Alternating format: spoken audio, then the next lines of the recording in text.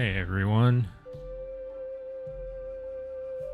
Happy Saturday.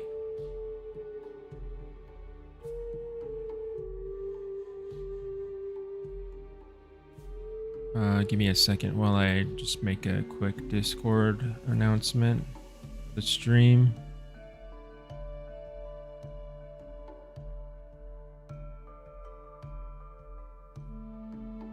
Okay, there we go.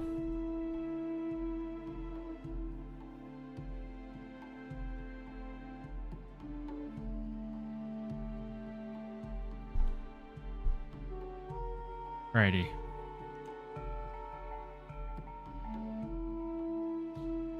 So I'm going to be working on the Purussaurus skin, the first one.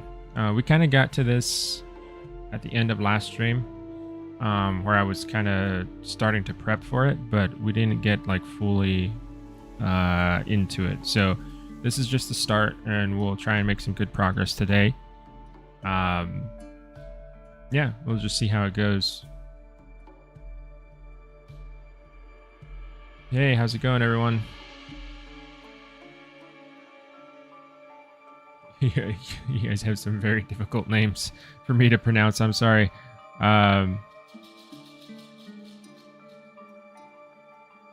Sorry about that. Let's see. I have to open my concept art because I need that to start the design.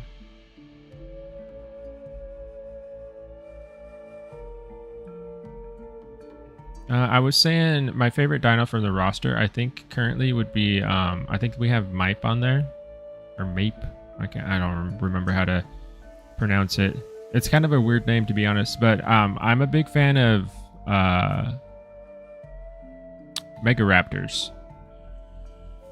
So that one sounds pretty cool to me. I do also like Irritator. I think Irritator has always looked really cool.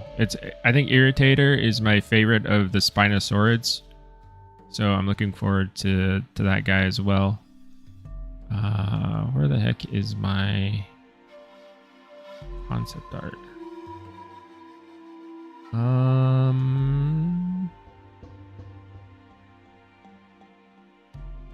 There we are.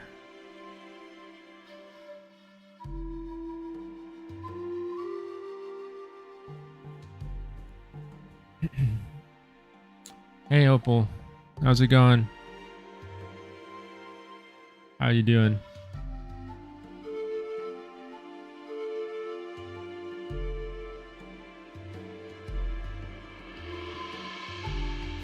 Okay, I have my concept.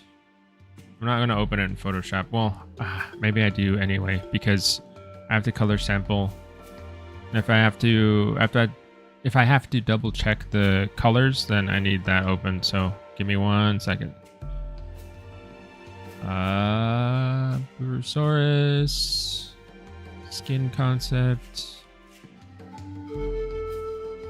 Open this in Photoshop. Open with Photoshop, please.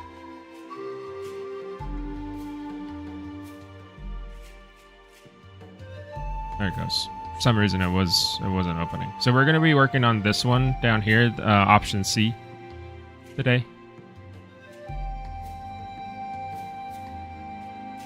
I have others that I need to get done, but this is what we're going to be working on for today.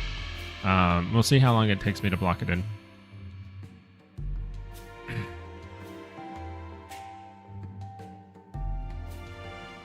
Okay.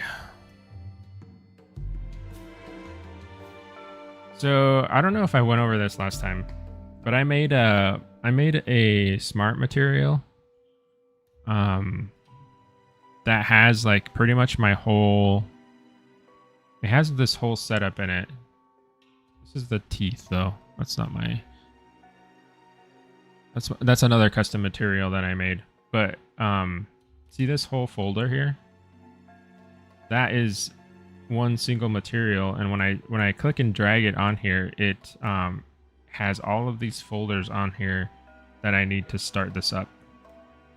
So all of these are the RGBP stuff that we need for our color system. It looks really ugly right now because all these colors are mixing. They don't have masks. So it has all of that in there, and then it also has all of these base colors.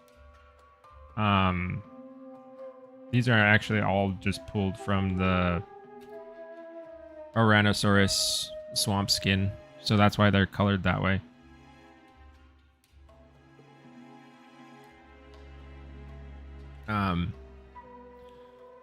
But it sets it all up for me, which is very nice, really convenient. I'm very glad that I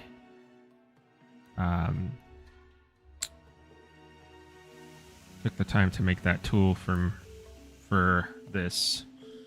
We'll see how it works. I might make some tweaks to it for myself later.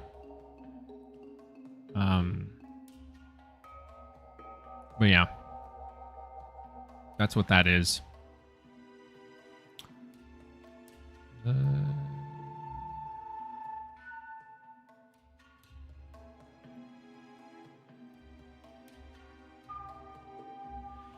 I need the layers because I need to see what colors I'm actually using.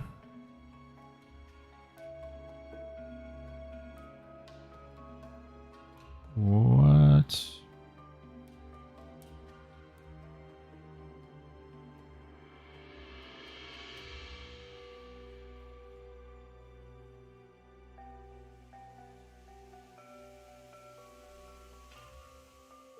Okay, Opal, I'll see you in a bit.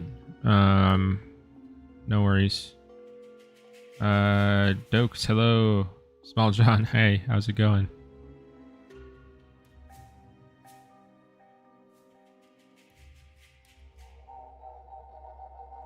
Okay, so we got that color picked. I'm gonna copy this. Then we'll go back into Substance Painter. This is going to be really easy because all I do is I paste this color in there and there we go. There's no masking needed. Let me make sure this is the... One thing though is I need to rename some of these masks because, oh man, I'll just name this. We're just gonna have to name them like generic colors.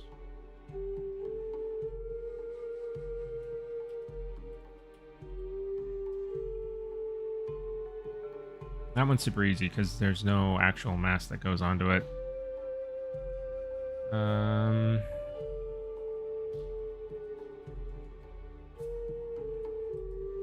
Well, I'm going to have to possibly rethink the way I name these in the future, but for right now, this is what I have to do. So we got that color. What's this? This is the orange on the underside. This is the red. What is this color? This is the counter, the start of the counter shading. So I need that color to be second, I think. We'll grab this hex code.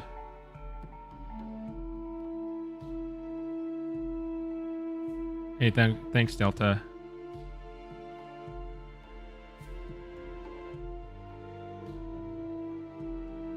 And then we put this in here. And then we can actually start to paint on this one because we need this mask. Okay. So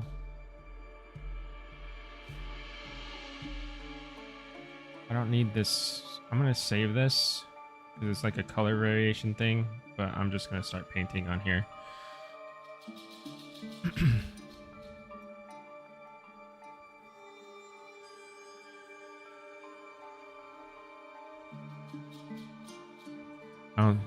I think a bright purple crack would be cool.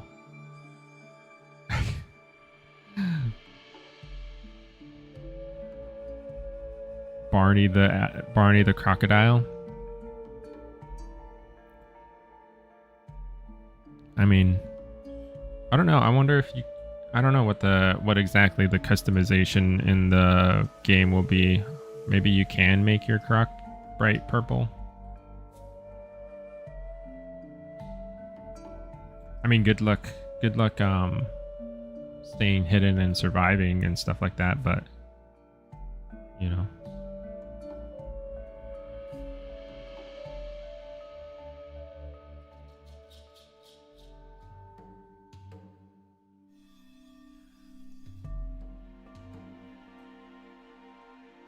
You need a good UV map if you want a texture and substance.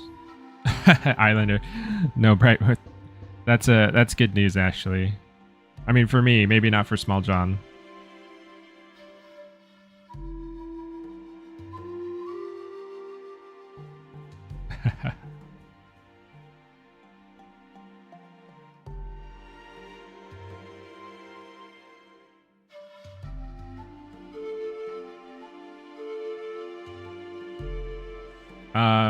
Sorry, Wall Street, do you need a good UV map if you texture and substance? Yeah, your UV map is pretty much, it's probably the most important thing.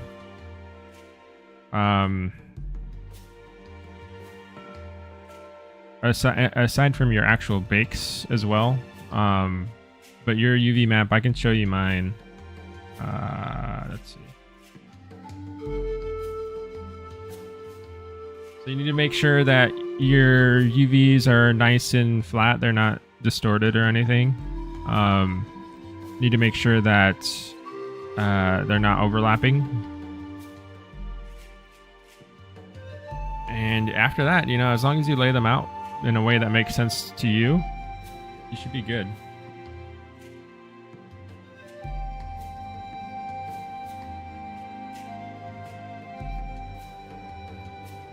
This is actually, so this is one of 2 UVs that I have for the Peru. The other one is just for the roughness and the, yeah, mostly for the roughness, ambient occlusion, normal stuff.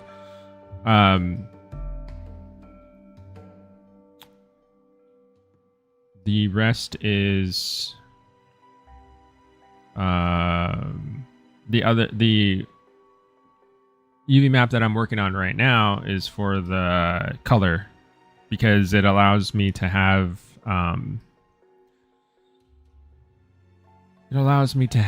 asymmetry on the model, because the UVs are not mirrored.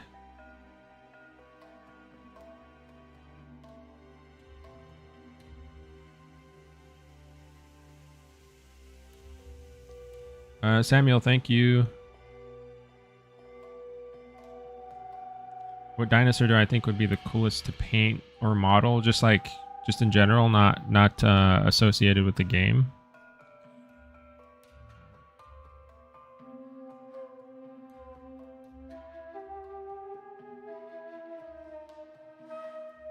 Hey Tetsi, welcome. You've never seen a model get textured? If you have any questions about the process, let me know. But yeah, we're gonna try and get this guy as far as we can today. I'm actually I need to establish some, what is this? Well, that's the creature skin base. So I need to establish some masks. One of the masks that I need to get in here is this is going to be the mouth interior mask.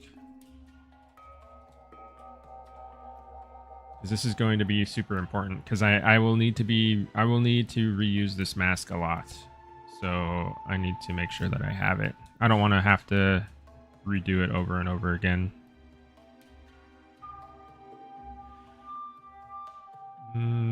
Color's fine. I need to make it, I usually make my mask like a super obnoxious color. Something that I'm not going to forget. Red is fine. We'll add a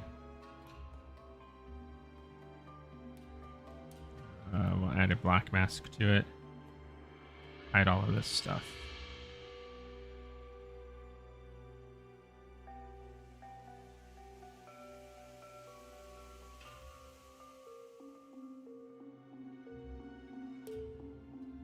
Samuel, yeah, we have several other like these ones are all inspired by, this one's inspired by a turtle.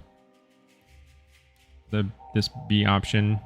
A was inspired by a caiman of some kind, I think. But we have other ones that I'm going to be doing that are also inspired by other reptiles and stuff.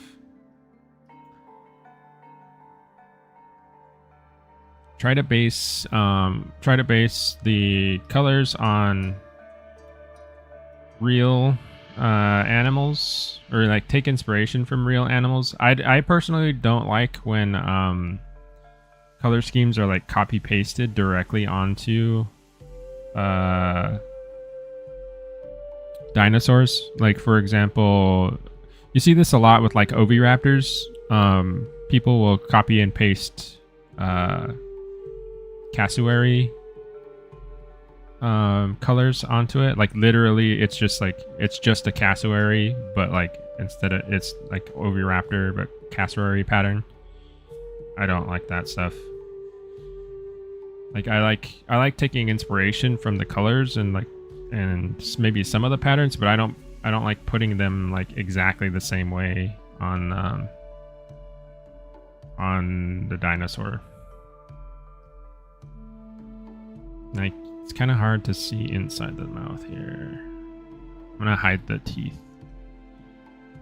So I will take inspiration from nature and stuff like that, but I won't literally like go one-to-one with it.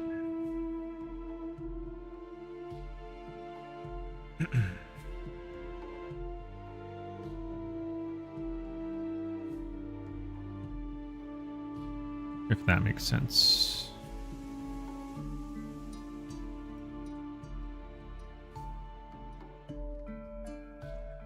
So he's gonna look like he's got lipstick on or something weird for right now, but this is just the mask. So it's not, the only reason we're using it is to isolate this area if we ever need to. It's not gonna actually show up on the model like this.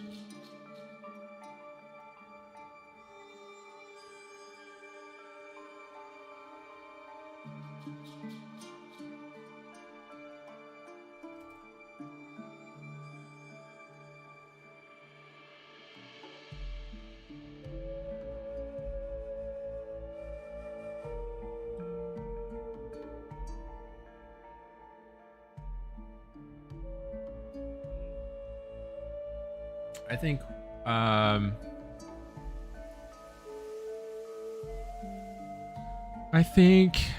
I'm gonna have fun with the Tropiognathus. I've seen some skins that some of the artists are already making, and they're having a lot of fun with patterns and stuff on there. That one's gonna be fun. I mean, I personally like dinosaurs or skin color patterns that kind of push things. Or like, I like color. I mean, that's one of my favorite things to play around with. So whenever I get a chance to do an interesting color or pattern on a dino, then I'm happy.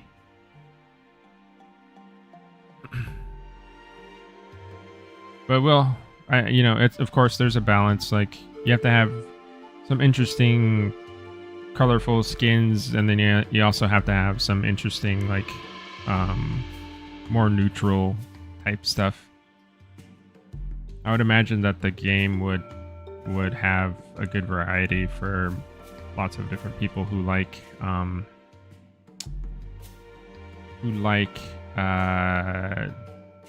to customize, or like to use different types. Some people like the more natural looking skins. Some people like the more like flamboyant ones. I think I screwed this up. I need to redo that because I should have painted on this, not the actual mask itself.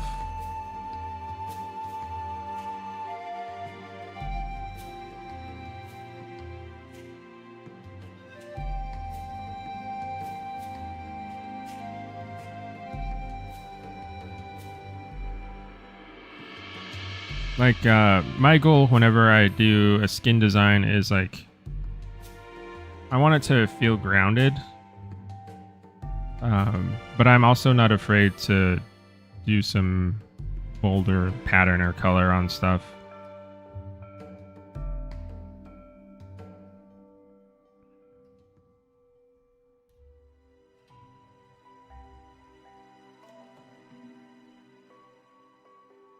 As long as it feels plausible.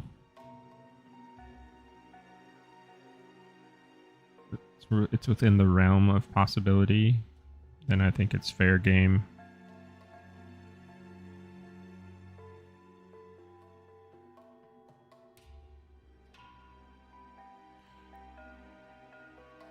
You might need to refine that a little bit more because I'm kind of just putting it in a little bit sloppily because one, I already did it and now I'm being impatient, and then two, this is a block in, so you can always come back and refine stuff. I need to hide the eyes. Get inside of here.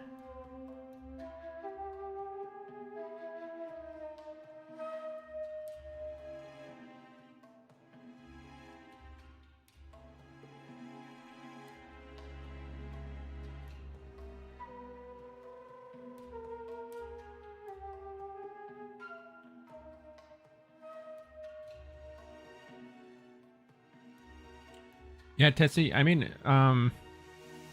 Substance Painter is surprisingly similar to Photoshop.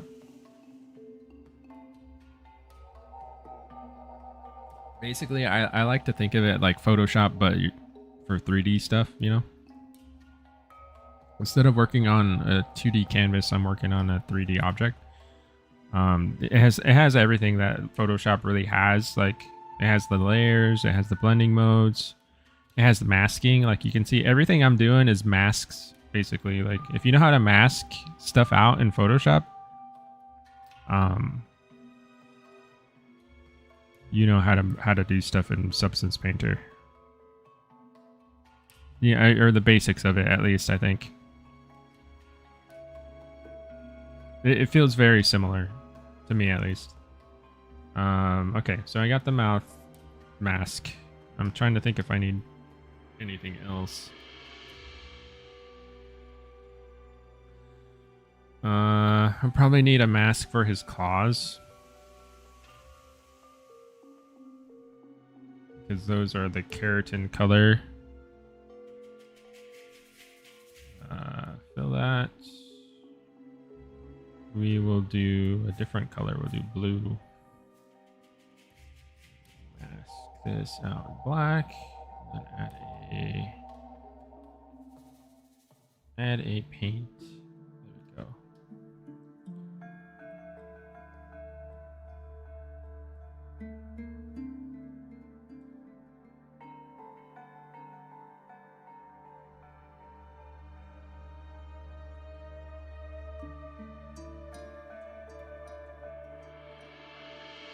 Dr. Ishiro, hello. A blue tongue on any dinos. Do we have a blue tongue on any dinos?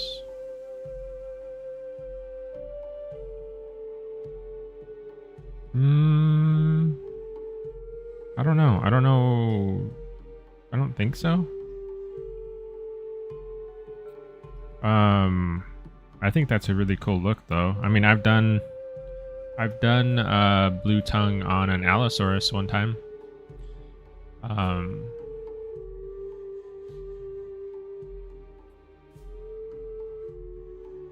This guy, I actually did it on a Cerrado too.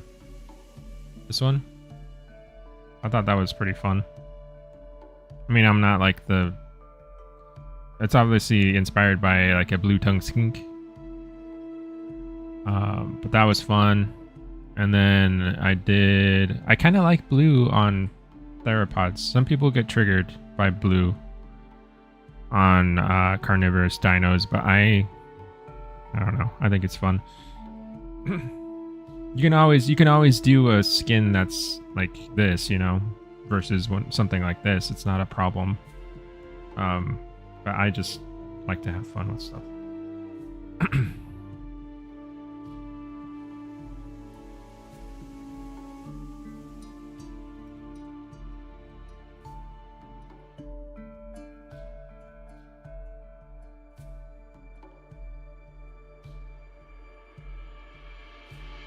So we're gonna give him some quick nail polish.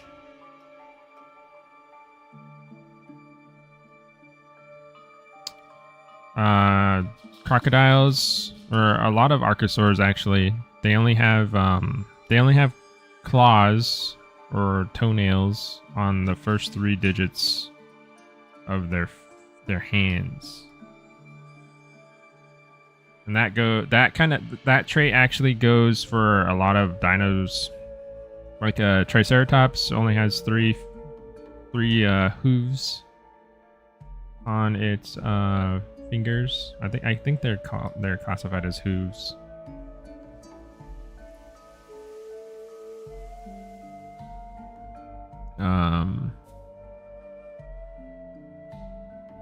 I think ankylosaurs do the same thing.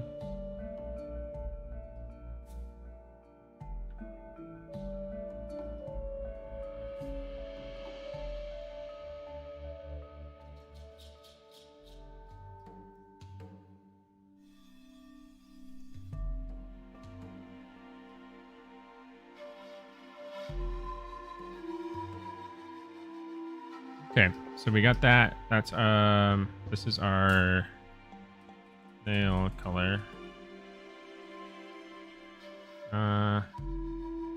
Nail color mask. I always have to label them as masks or else I won't remember. That's a mask. So I'm gonna make a quick anchor point for those, so that way I can reference them later, and then we can get back to the real colors. Turn his eyes and teeth back on. Eyes, we're gonna fill this with a real quick material. Something dark. We'll give him black, soulless eyes for right now. And the roughness needs to be very low. Okay.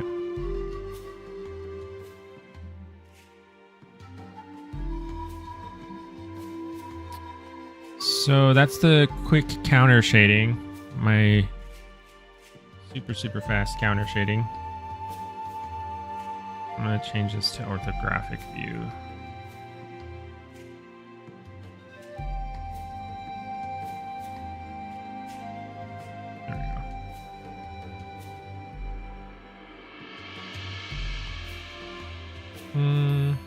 Gotta work on a mask.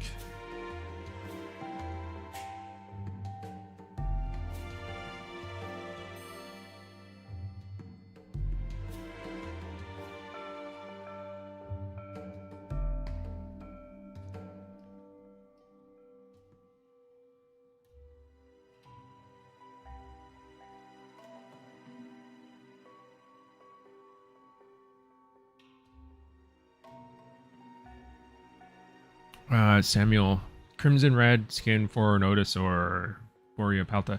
Yeah, isn't that they have evidence of skin coloration on Boreapelta, right? It's kind of, yeah, that rusty kind of red orange color.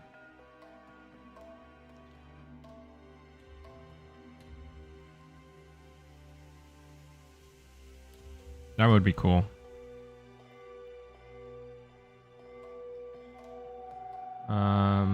Okay, so that's the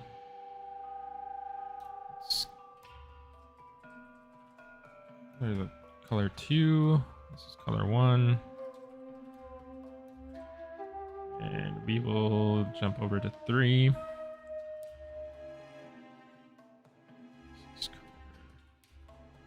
So naming all this stuff is super important.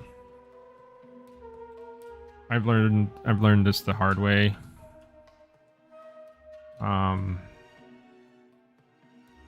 Even just now, like I'm trying to be much better about organization and naming everything and like just all that stuff. Because even on this project, like I've had to revisit Imidrum with 5. Thank you. Thanks so much. Didn't get a chance to ask you when you were sculpting the model, but why did you separate the leg from the body initially? What? Because I don't like to sculpt with both legs on. And so I don't like to sculpt with both legs on. So like when I'm sculpting, like if you're imagining I'm in ZBrush and I'm trying to like get in here on the inside, sometimes the opposite leg gets in the way and it's just very irritating. So I usually sculpt one leg at a time. And it's easier to do that when it's separated. So I separate the model. And then sometimes some muscles and like some forms are just easier to sculpt and get clean when it's a separate mesh, because I don't have to deal with like the intersection, or I don't have to like I don't have to worry about like merging it nicely into the model. I can just like get the form that I need, and then later on I can Dynamesh it or whatever I need to do. That's basically the reason. I kind of got into the habit of doing that because of the action figures stuff that I do for Beasts of the Mesozoic. It's a lot of the times those parts are just separated anyway. Like, of course, the leg is like separate from the body, so because it needs to swivel and stuff.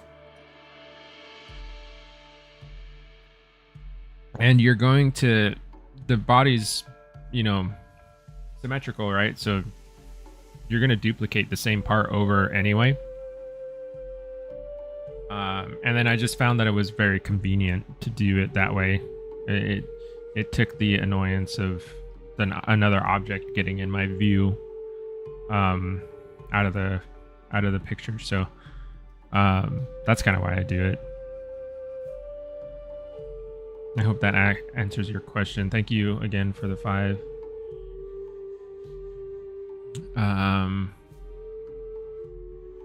Let's see.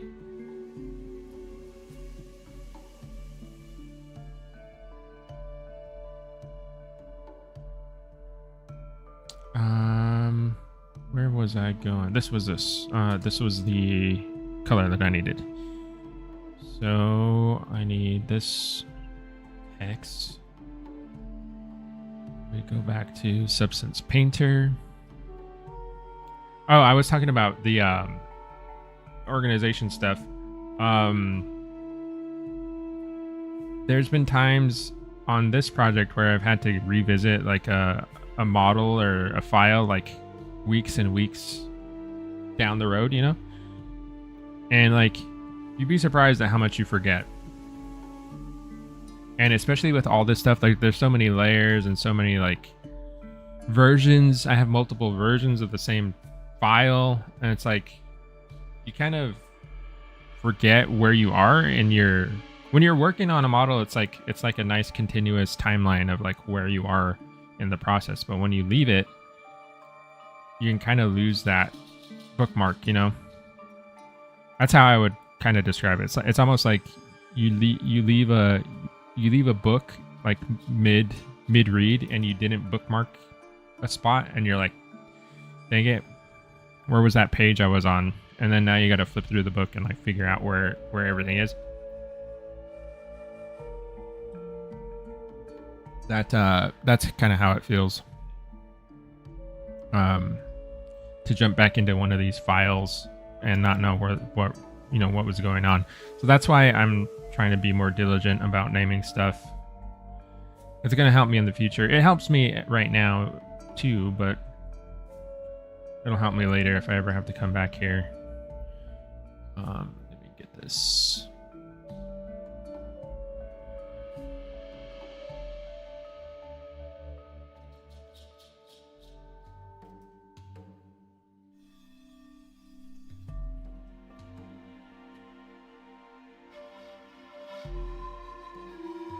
Okay. Actually, let me make sure I know where... What is this color affecting?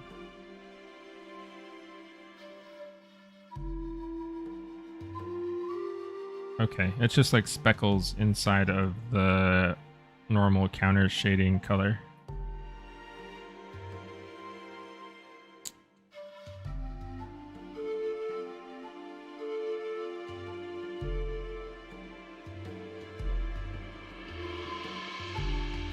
Yeah, Dynamesh can be really finicky. Basically, the larger your model is in the ZBrush scene, the more Dynamesh polygons you're going to get onto that model. So, like ZBrush has its own units. So if your model is very tiny, according to those units, you're not going to get as many. The grid that it places on top of the model when it's Dynameshing isn't going to be. It's not going to cover the same area, so you're going to get fewer polygons interacting with your mesh. So you would need to increase the size of your model to get more resolution from the Dynamesh. But honestly, like it depends on how you're working too. Like I basically only use Dynamesh if I'm trying to for 3D printing, because you need everything to be a solid object. So Dynamesh is a really easy way to get everything to fuse together. And then the other reason is just because, like, during blocking, when I have separate pieces and I want them to just fuse, and I'm working through a model, that's when I use Dynamesh. If you're trying to like complete a full sculpt with Dynamesh and you're trying to rely on the resolution of the Dynamesh to like help you out and get more detail, that can be difficult because Dynamesh, like you said, is not predictable, like super reliably predictable. You can kind of guesstimate once you use it a while. You can kind of guesstimate like what resolution you're going to expect out of it at a certain number, but there's always those weird factors. Like you might not realize like that your model's too small, or you might not realize that your model's too big. That type of stuff can screw up your Dynamesh a little bit.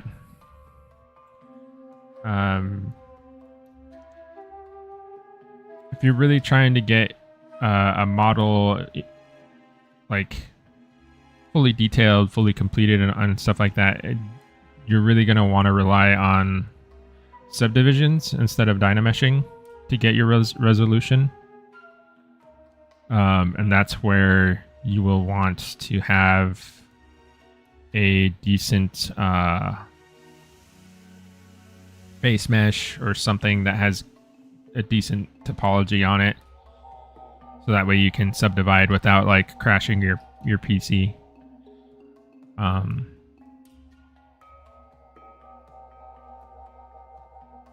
Because the Dynamesh, when you start subdividing it, it just becomes too dense. It is very even, which is the advantage of using Dynamesh, but it'll become too dense too quick.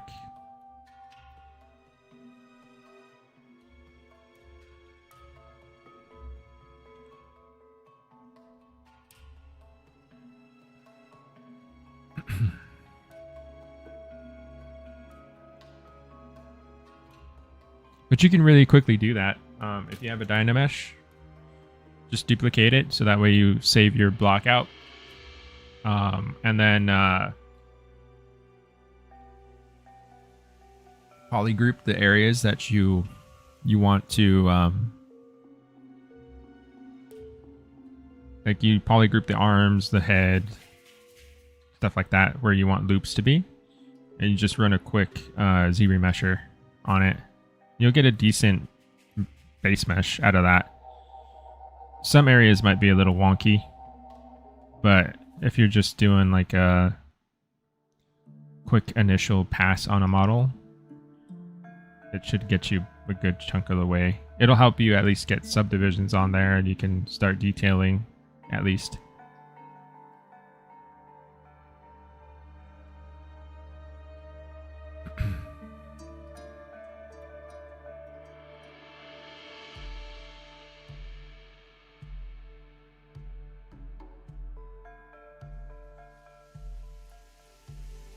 So let's see. I'm trying to compare this to my concept. I need to turn these lines off. The spots are like chunkier.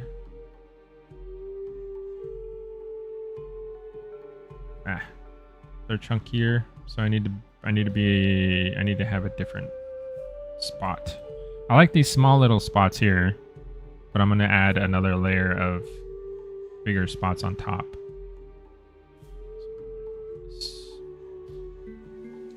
Can I label, please? I can't label individual.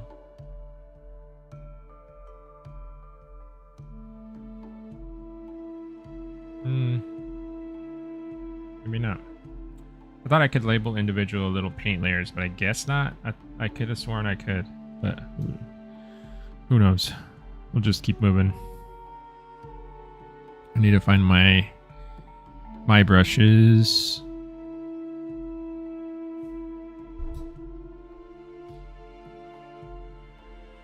We want something like this.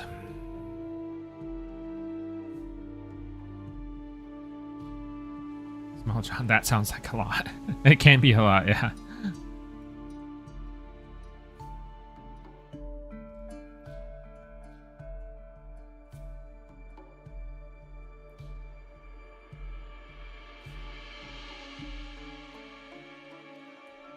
Yeah, no problem.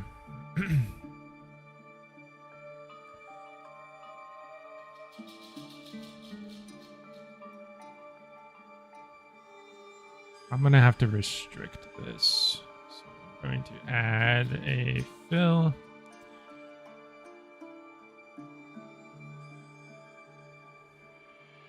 Color 1 mask.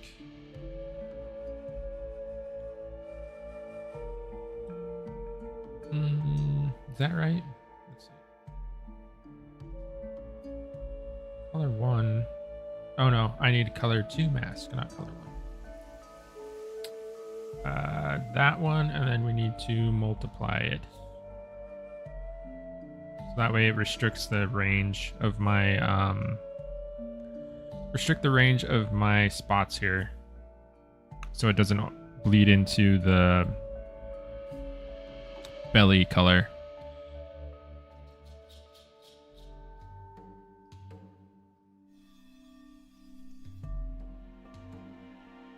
I'll just kind of randomly do this till I like the effect of it.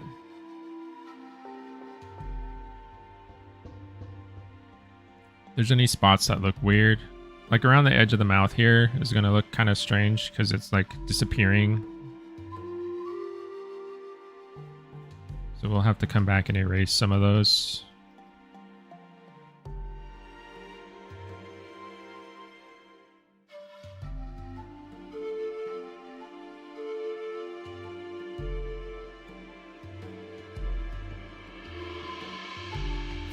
Nika, how's it going? Hi.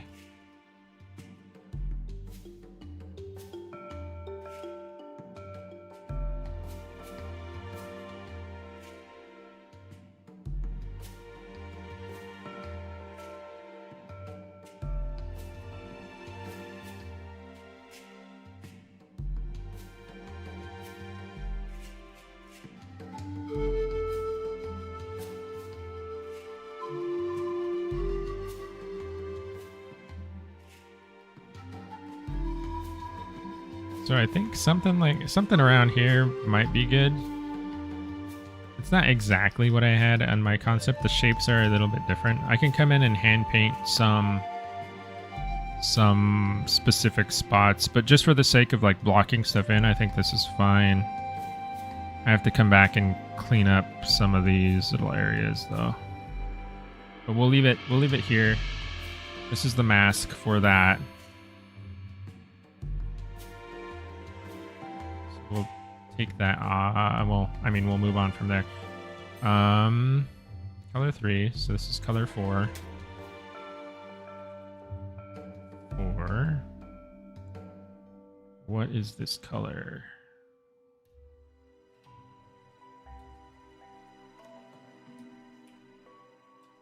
So if I'm like, now that I've started to do this convention, right, where I'm just naming them color 1, color 2, color 3, I should probably resave my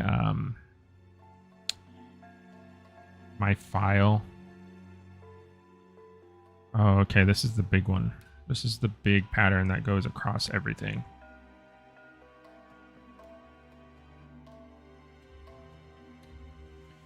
Okay, so let's grab this color then. This is a slightly different gray. Same value, but just slightly different gray.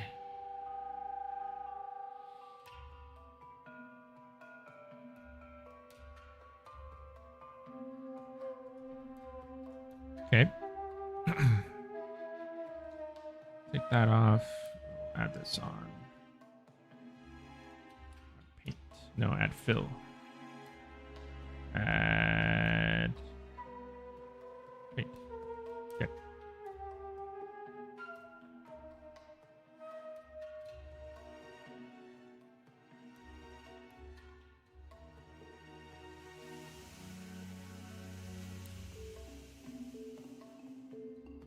Roleplay as Steve Irwin. Just like jump on the croc and hang on for dear life.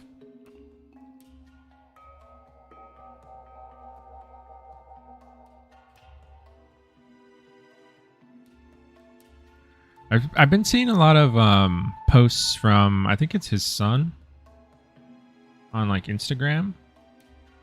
Seems like he's doing a lot of what his dad used to do, which is cool to see.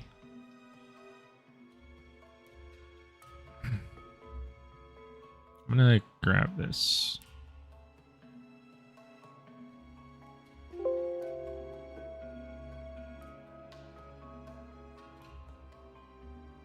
I want to hide these colors because I want to see exactly what this pattern is doing. That actually looks kind of cool. That like white and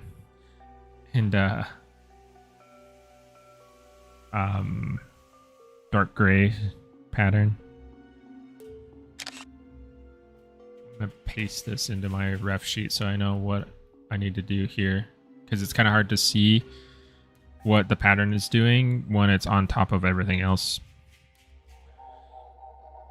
So I'll just do that.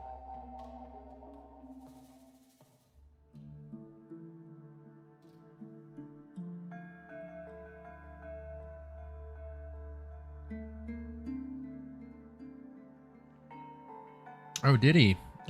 Voice the trailer for Pass. That's cool. I did not know that.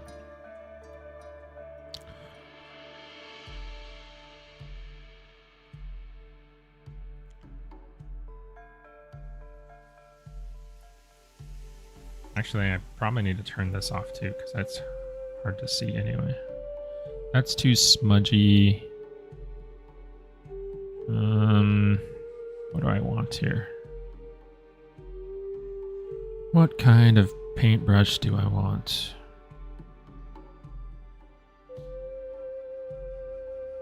This one, maybe? It's not gonna be... I feel like I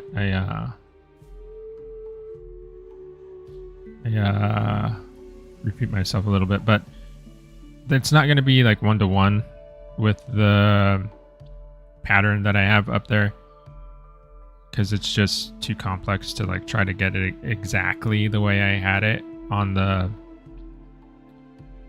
concept. But you know, I'll do my best to like get the general spots in the right area. because it's just too crazy of a orientation.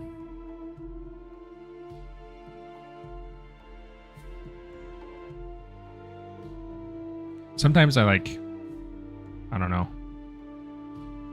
I kind of kick myself because I'm like, why did you go and like make like 1,000 spots on this dinosaur when you knew you had to redo it again?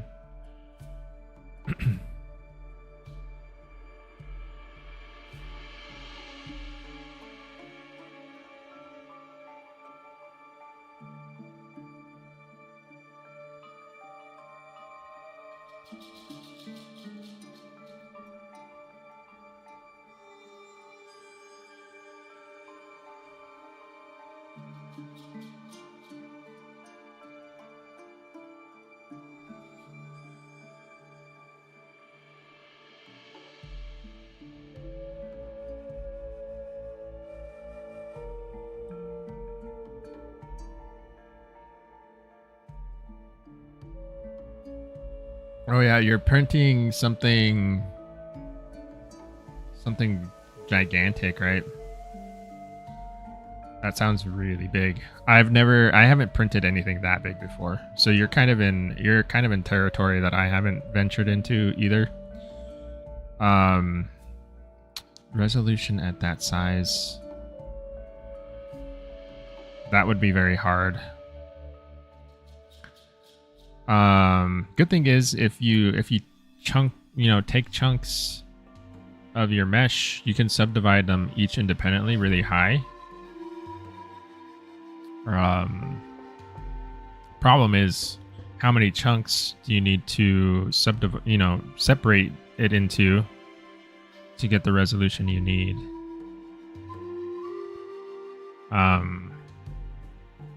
That would be the problem. Because then if you separate it into the chunks, at some point, especially after printing, those chunks would need to be merged back together, right, into one sculpture. So you'd either have to figure out how to key them together, which means you would have to make sure all of those pieces interlock properly once they're printed and done. The other option, I think, would be just to print out a blank, print out the basic forms of the model at scale. I'm assuming they're going to be doing if they're that big, it'd be like a CNC machine sort of thing, cutting it out of foam or something. And then they'd probably have to hand, or maybe it would be yourself, probably have to hand sculpt all of the little fine details on top. Because yeah, that's gigantic.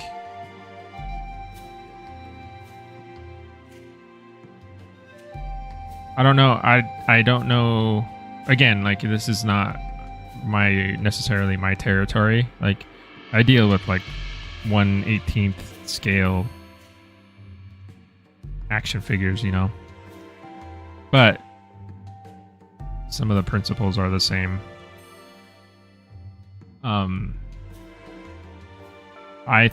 I would say, from my point of view, that expecting you to get all of that detail in the ZBrush sculpt and then being able to print it out is a little unrealistic.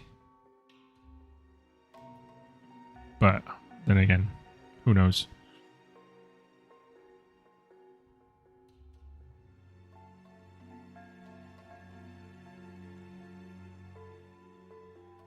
.3D printers are crazy these days, so they might have some super advanced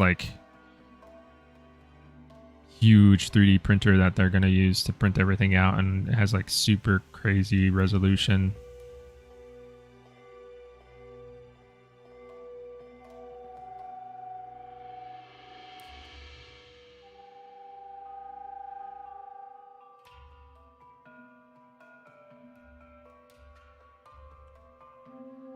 I'm wondering, did I make these stripes align to any of the osteoderms?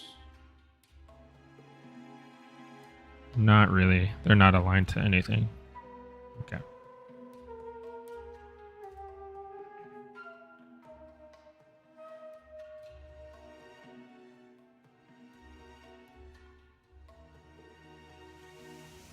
Uh, has there been any discussion about how the apex predators will interact with each other?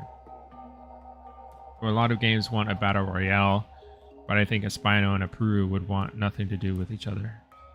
Yeah, I mean that makes sense from a natural point of view, right? Like a realistic point of view. But the problem is like the thing that always gets in the way of that is that the animal's being controlled by a person.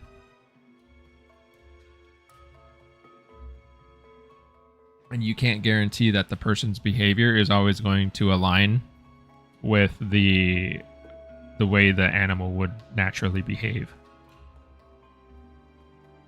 So that's where the kinks in these types of games come in my opinion. And keep in mind, I'm not a game designer. I'm not like helping with the game design. I'm just a 3D modeler. So anything I'm saying here is like not really like, don't take it literally. But yeah, I think that would be a problem. Not a problem, but like a challenge. How do you encourage players in the game to behave more naturally? I don't know the answer to that, really.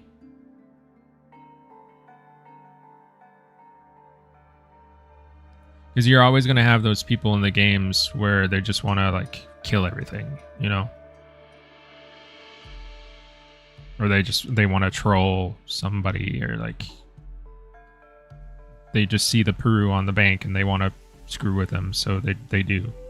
I don't know how you combat that.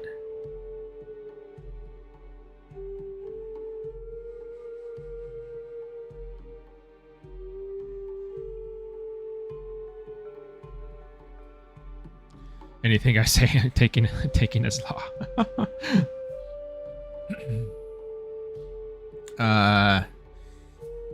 Mandrum, I think it's going to need physical sculpting as well.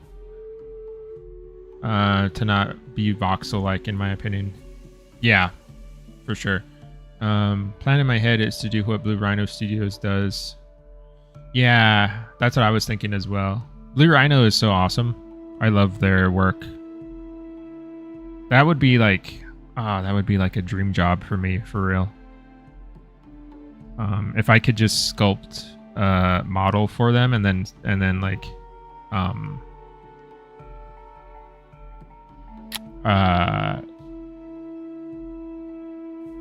see where they take it after they print it and stuff, or CNC it. That would be awesome. I'm a huge fan of their work.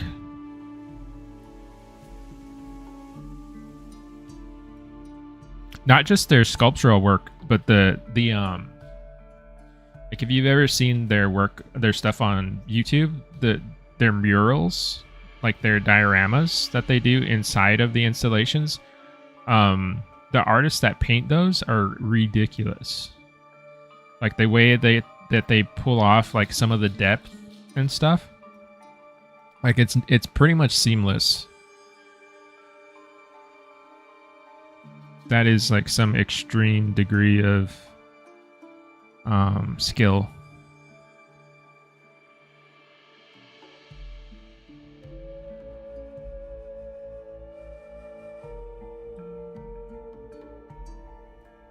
Yeah, Beth, she is really cool.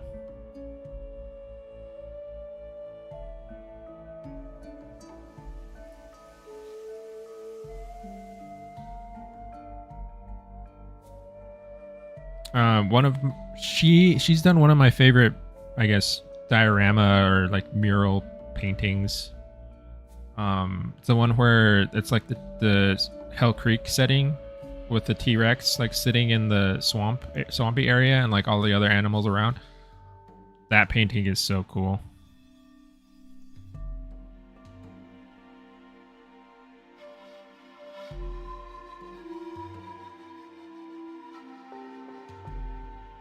There's another one where I think it was her. She was painting, it was a scene with a terror bird chasing after some, I think it was a terror bird, chasing after some small horses.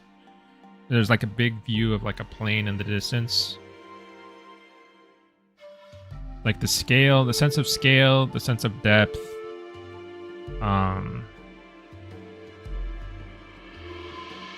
I've always been a fan, or like admired people who could do that. One museum that has really good paintings, like in their dioramas, because not all museums have really good paintings in their dioramas. Some of them are a little rough, if I'm being honest, but one museum that has really good paintings in their backgrounds, if you get a chance, is the Denver Museum of Nature and Science in their Hall of Mammals. There's some really cool backgrounds in there. I don't know the artists who did that. I mean, those paintings are pretty old at this point. Like, they were there when I was growing up, so yeah, they're pretty old, but they're very, very good.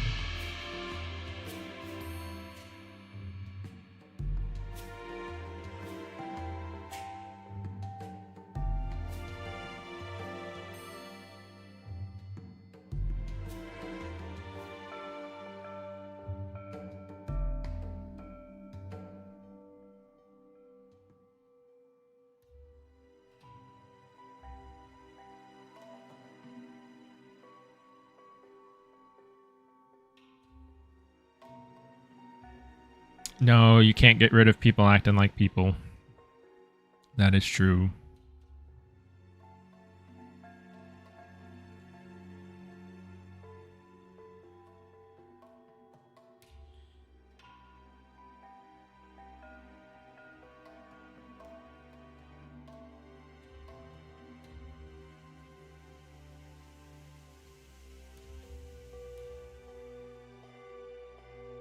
You can maybe encourage, like, I don't know, maybe some kind of symbiotic relationship between the animals that kind of benefits them being around with each other. So then they kind of leave each other alone. Maybe the players leave each other alone more because there's actually some sort of benefit to having the Purussaurus, you know, stay alive or like not be bothered. But who knows if the players will actually care about that, and you know, I guess that's why so many like the on the Isle, so many people like split off into different like realism servers, I guess, to try and like support that sort of style of gameplay. But then, I don't know, I feel like those servers just ended up being a bunch of drama. Because again, you'd have people going in there and they'd break some rule, and then they'd get banned, or like they'd have an argument or something, and then it's just like, oh my god.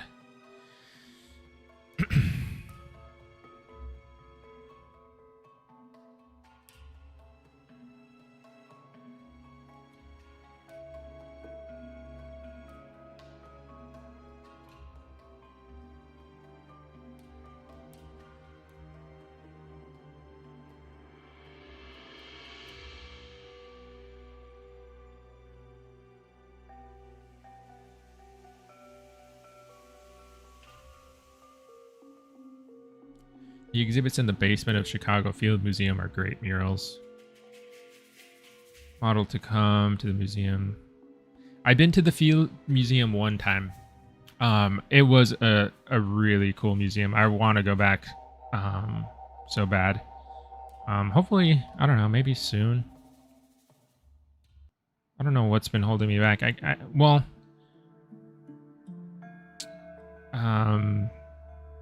Traveling has just been kind of weird, so I don't know. I want to go out there soon. because that museum is one of my favorites. After being there just one time, I mean, it was amazing. There's so much to see in there though. I don't think I've gotten through the whole thing. I mainly focused on the dinosaur, you know, exhibits, of course, but my wife, she does miniatures. She used to work at Leica on the stop motion animation stuff. There's like a miniature building section, like in the lower part of the museum there. Those are really cool too. Like they look like, if you took a photograph of those little miniatures, you would think it was like a full scale room. Like it tricks the eye very easily. They're really well done. So I think she would have interest in going back to check those out too.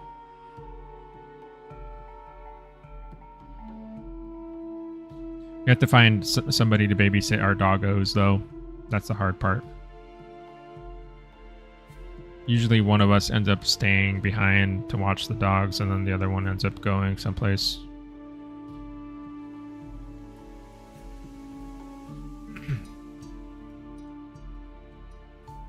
Hey Rumble, how's it going? There's always drama. Yeah.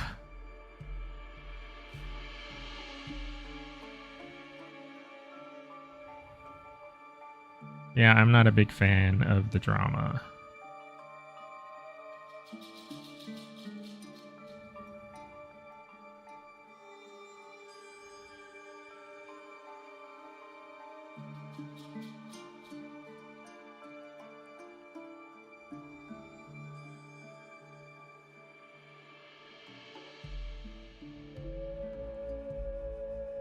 So I didn't design the top view of this, so I'm like trying to figure out what the top view is going to be now.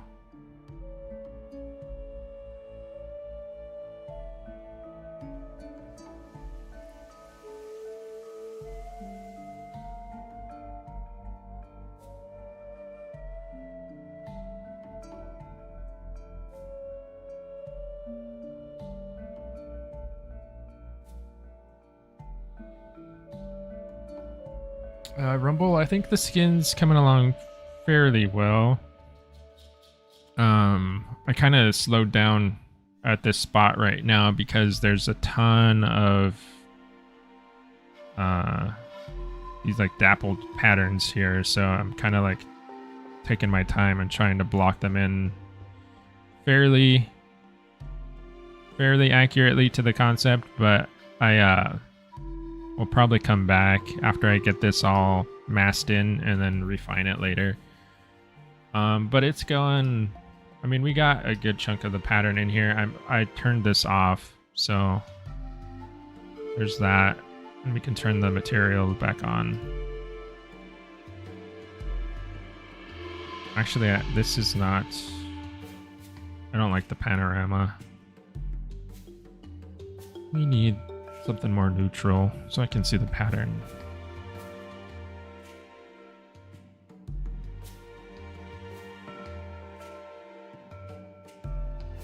There we go. It needs a bit more contrast, but we're not done. We're not done with the model yet, so that's where it is right now. I actually should I need to adjust the viewport too. How do I do this again? I'm gonna save this before I screw anything up, because this is the first time I've done this without a tutorial. We want to make we go to tone mapping. We want to go to log, and then activate color profile. Select this one. I think that's right. Function. I think this is right. What this is doing is it's supposed to like represent more what the supposed to represent more what the skin pattern would look like in Unreal. I'm trying to mimic what the Unreal Engine does in Substance Painter, so that way I have a better idea of how everything looks, and there's more consistency between my screen and what other people see. Because sometimes it's hard for like,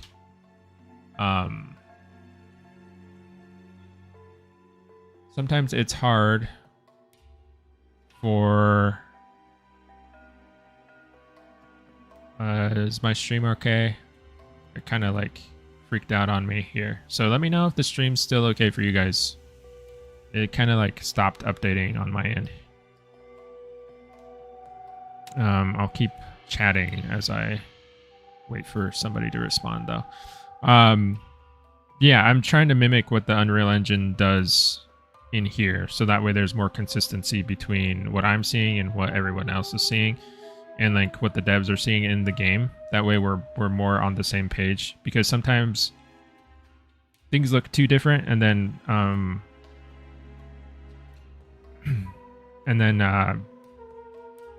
like I might get feedback saying like, oh, this color is off, this color doesn't look right, when it's really like it's really the same color, it's just the viewport looks screwed up. So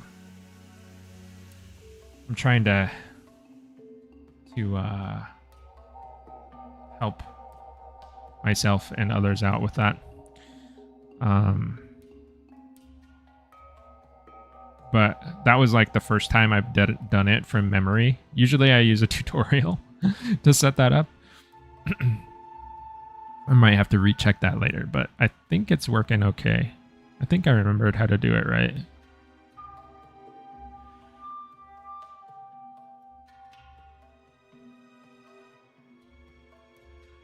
Hey Opal, welcome back.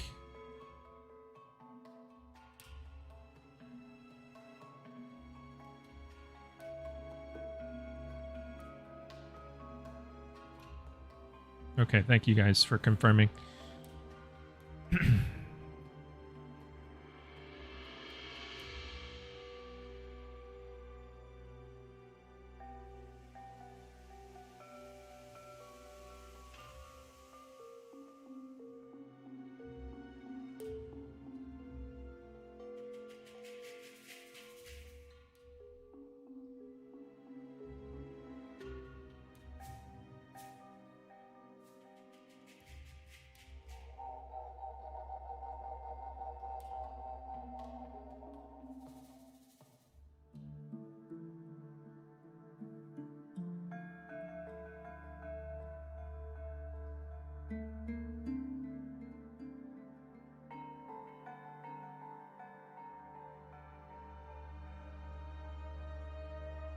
Lion, thank you. Thanks a lot.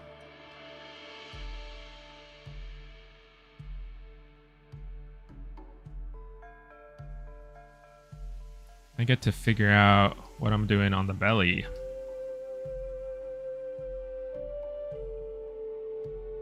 Because I don't exactly know right now. Probably just something like this. Just do a quick pattern. If we don't like it, I can change it in later passes.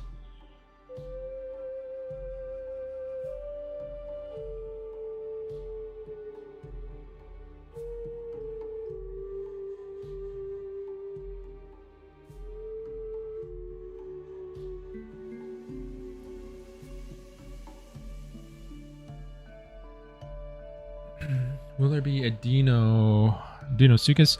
I don't know. I don't think so. At least it's not on the roster right now.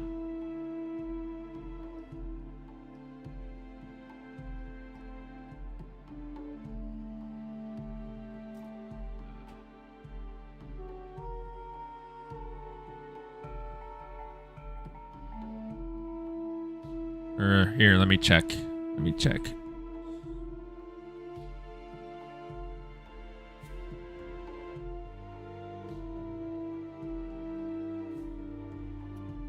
we have Dinokairos.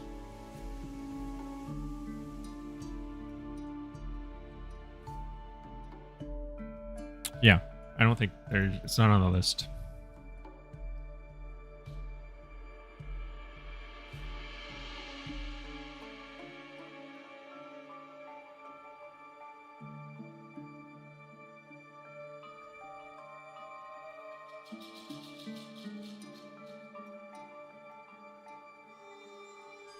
Okay, so most of these spots are in. There's some fine tuning to do, but I need to, let's see. I'm gonna add another layer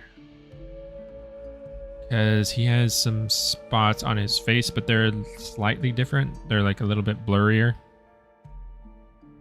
and a little bit more grouped up together.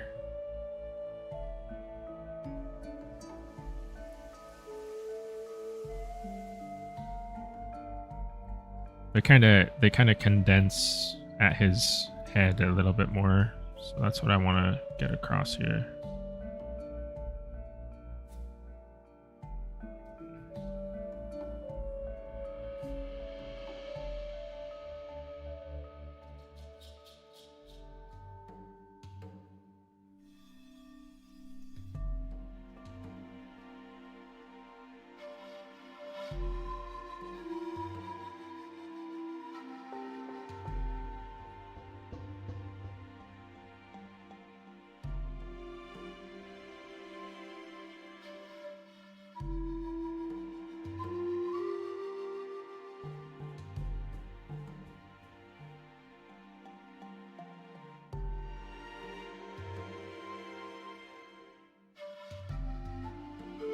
Yeah, so this whole area, I think I made pretty solid dark. I mean, it's kind of splotchy.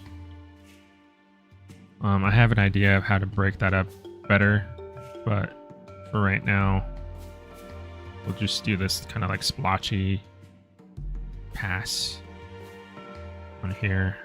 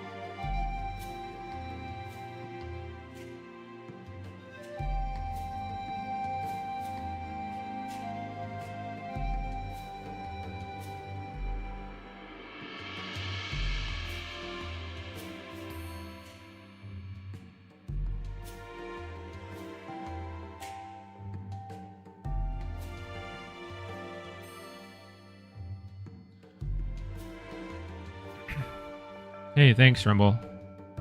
I appreciate it. I really like the way that the Puru turned out. Pretty happy with the way the sculpt ended up.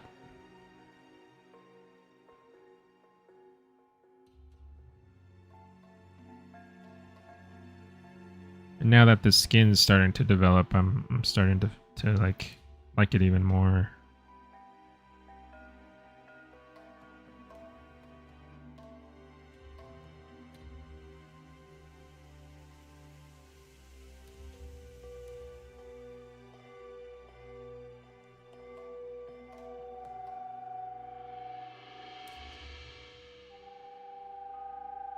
Thanks, Corey.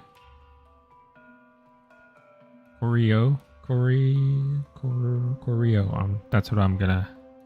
That's how I'm reading it.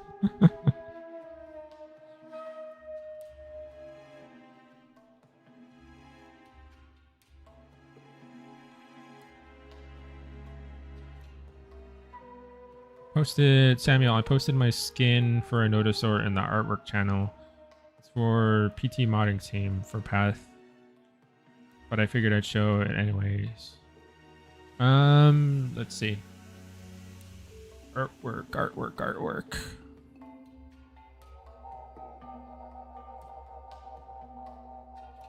Oh, nice.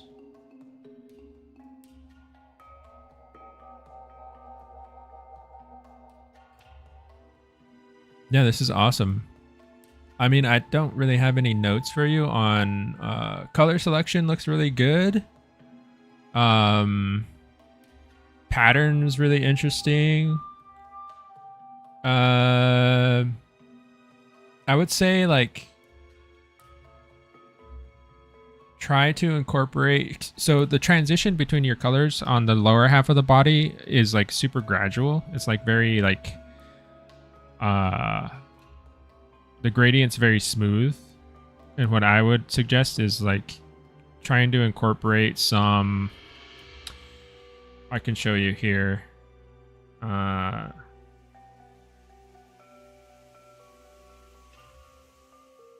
it also kind of depends on like, are you going to be texturing the model, or is this for somebody else to use as reference to texture the model, you know? So it depends, but what I would suggest is something like, so kind of what you have going on is like stuff like this. You see how it's very airbrushy and the transition is very like smooth. I would suggest coming in and adding some harder edges here and there. You don't have to do it everywhere, but these like super, not to say that it doesn't happen in nature, because it can, but you know, you want to be kind of sparing with where that does happen. But like just coming in and like trying to get some sort of like, usually it's like a splotchiness, just a little bit of harder edges on those transition areas, so that way it doesn't look so like nice and gradual, because it can kind of start to look artificial if you do that. So just kind of work back and forth into those edges and try to get some variation in there.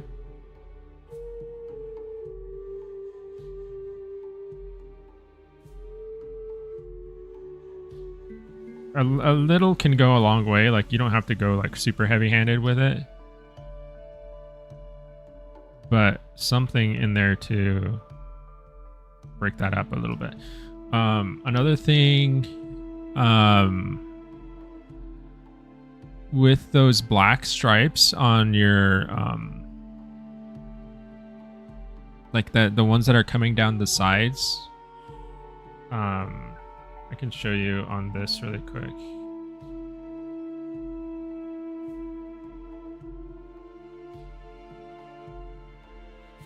I would try to find opportunities to make them a little less regular.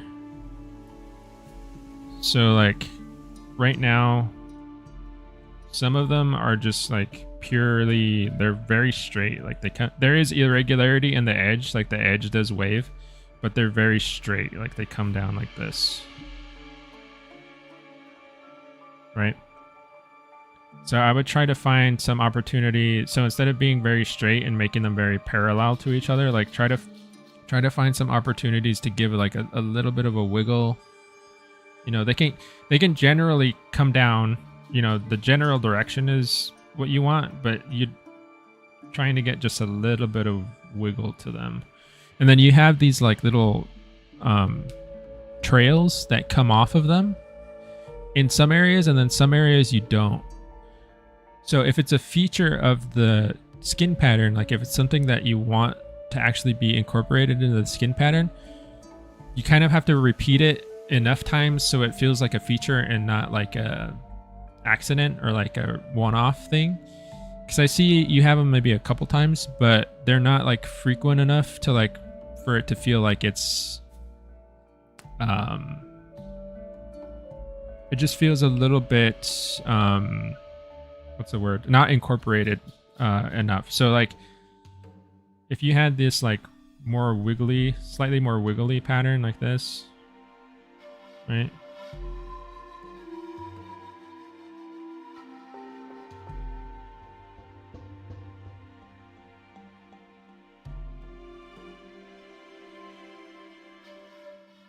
Slightly more wiggly, and then you wanted those little trails to pop off, like you can definitely do that stuff. But like if I just do it once, you know, right there, then that's like kind of, it breaks the pattern, and it could be interesting, but it's like, you know, why? But if I do it more, and it, you know, you'd have to play with it. I don't want them to look like lightning bolts or anything, but try and finding opportunities to incorporate that little feature a little bit more often. So it feels more integrated into the design. But other than that, those 2 points, I think the design is really strong. So I think you did a really good job on that.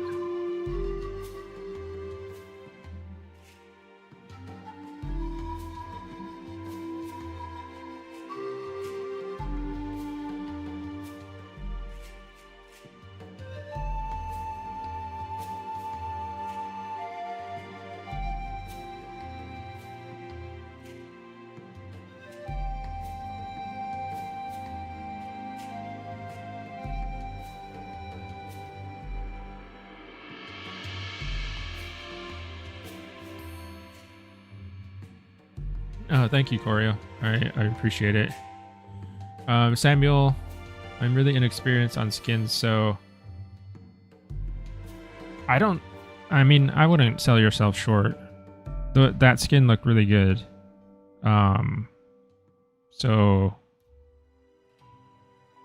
I wouldn't say you're inexperienced. It's just, and it's just my opinion, right? Like, that's what I would do to adjust it, but you don't have to do that if you don't want to.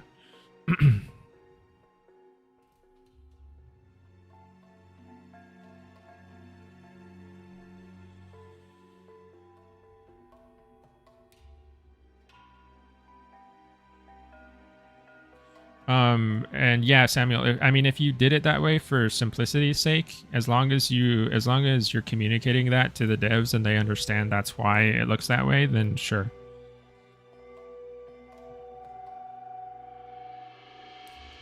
But if you were the concept artist and you gave that to me, you would need to communicate that to me. Like, say like, hey, I did this way because, I just wanted to keep it simple so you could see the color separation. In reality, it would need some details, like, and then give examples, But if you're not able to explain to somebody, then I would just put it in there.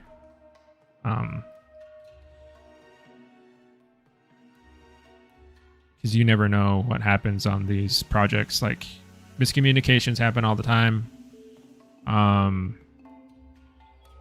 If there's any way you can minimize that stuff, then I would just go ahead and take it.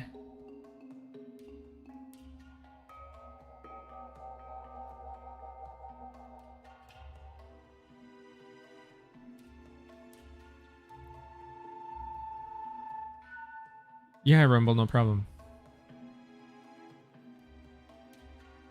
Sure, Samuel. It's gonna be cool to see how it turns out. So you're a part of a mod team, is that right?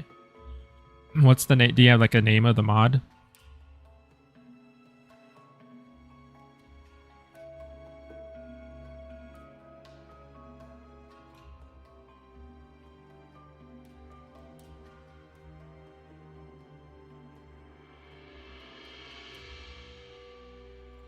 I like the way that he looks from the top here. It reminds me of like a tiger shark pattern. A little bit.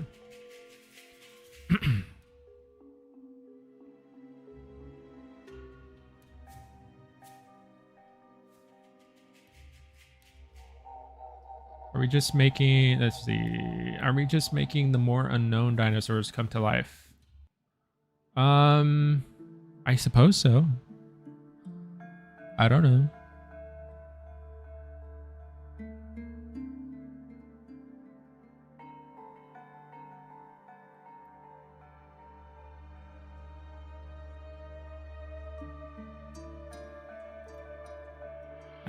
Depends on,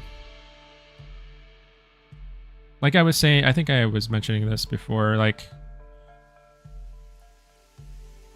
you kind of have the selection of the dinos. I'm not making the selections, but I appreciate the selections that are made here because I feel like there's a nice mix of very well-known dinosaurs and some more obscure ones. And there's disadvantages and advantages to both types of selection, right? If you pick a really well-known dinosaur, then yeah, you know, you're picking a very popular choice. Everyone's familiar with it, so the familiarity is there. But you're also giving yourself a big challenge because everybody else has that dinosaur in their game too. And every other artist, you know, in the internet has done that dinosaur too. So now you're fighting to be original. You're trying to make something new in a space where it's very hard to make something new. So there's that give and take there, right? And then when you're picking something less well known, it's the opposite. You have, yeah, you know, you're introducing people to a lot of newer names, which is cool in and of itself, because there's that, you know, education aspect of it where like people get to learn about new dinos through the game, which is really neat. But yeah, people might not have their favorite dinosaur in the game because they only know like the very popular ones. But at the same time, picking a lesser known dinosaur means you have more of a creative space to make something unique.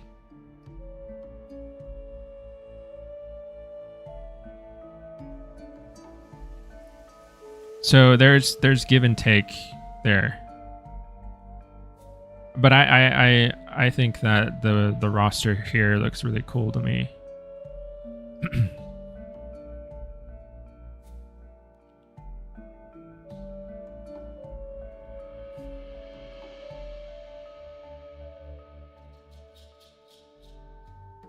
And then, you know,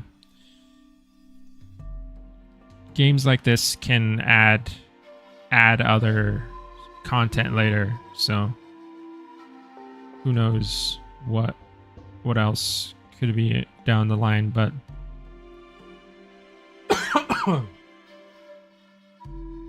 excuse me. Okay, I think that's a good spot there for this pattern. Now I can move on to the next one. This one's really easy because it's just like color variation to the current pattern, so it's not going to be super difficult.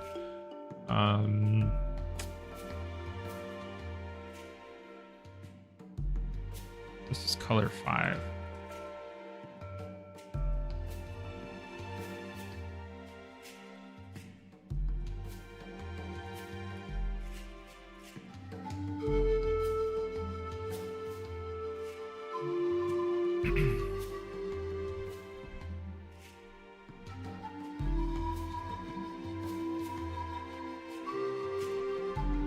Okay, that makes sense, Samuel.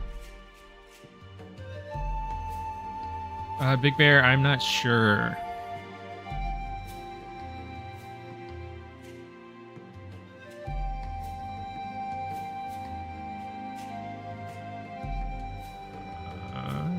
This mask, I need to add another mask in here really quick. We're going to use the mask 4. Then we're going to multiply it. So that way everything stays restricted inside of there. I need a color pick for my next color. This is... okay.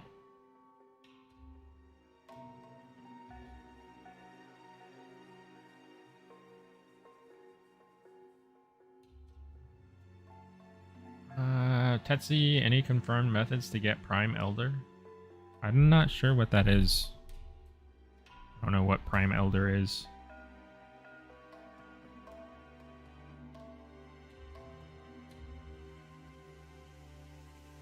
You'd have to educate me on that.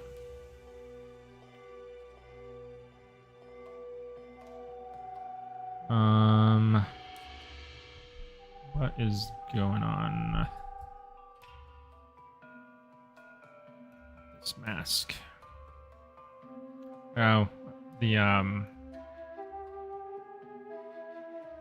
colors are just the tile is too big.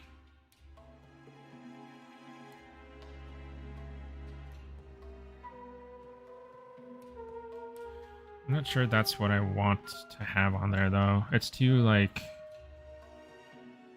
subtle. So maybe I'm gonna try a different texture.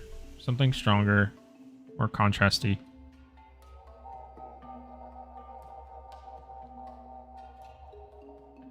Yeah, something like that.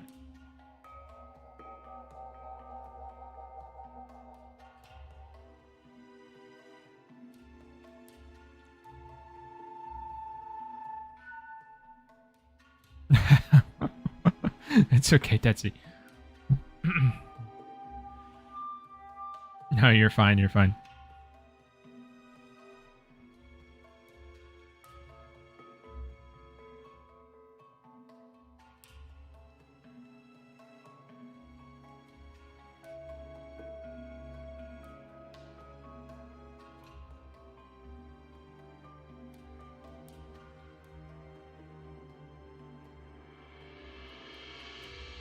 Making that just a little bit more contrasty.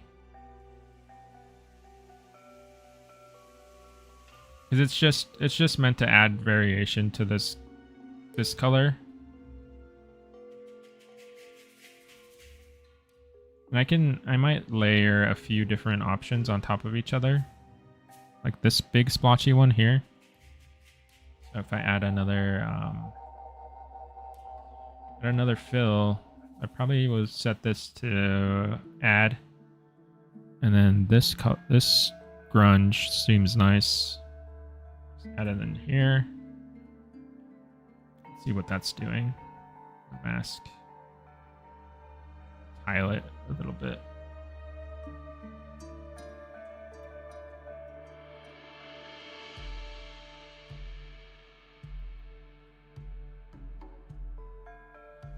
You might actually put that under the levels too.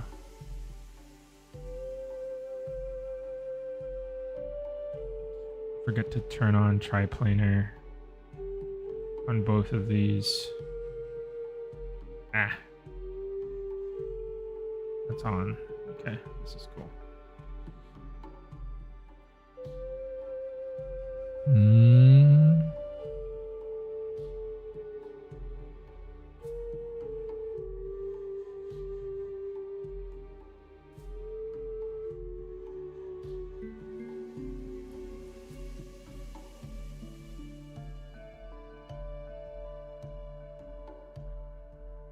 Maybe. I don't know. I feel like I have to fiddle with this a lot more. Let's see. I mean, that is kind of doing what I had in my concept. So we'll leave it there. That's fine.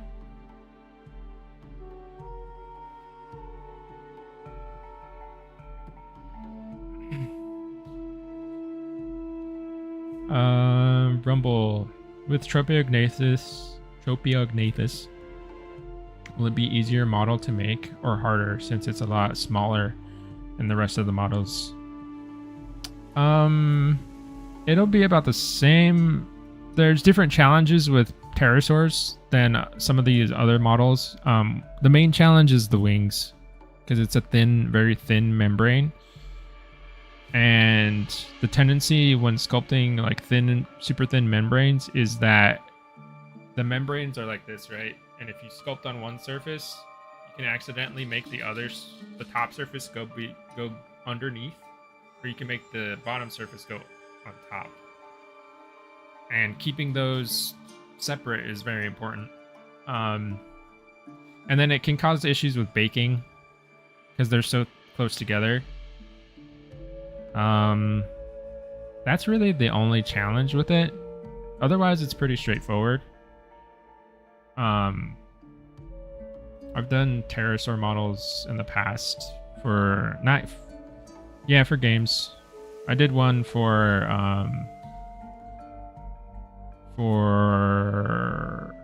Kyoryu for a cinematic trailer. I think they're using it in the game. I've done some others for other purposes as well. So it's not too bad. It's just something to be mindful of, really. So there we go with color 5, and then we have these display colors. So 6. That on.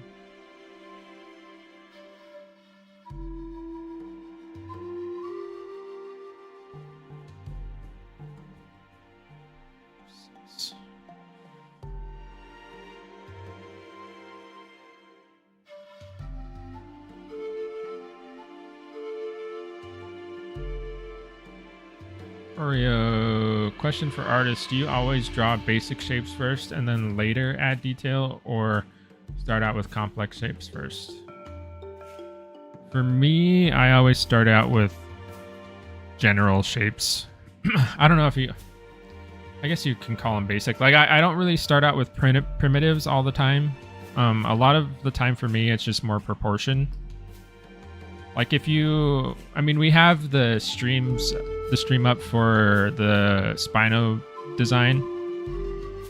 So if you wanted to go check that out, you can kind of see how I draw this. I start drawing the Spino. And that's pretty reflective of how I draw most things. The only time where I would draw something like, excuse me, the only time that I would draw something like starting with a very complex shape or a more detailed shape is when I have a very, very clear idea of what that design is going to be. If I have a very, very clear idea of what it is, then I can draw it, you know, just visualizing it on the page or on the screen. But if I don't, then I have to like feel it out,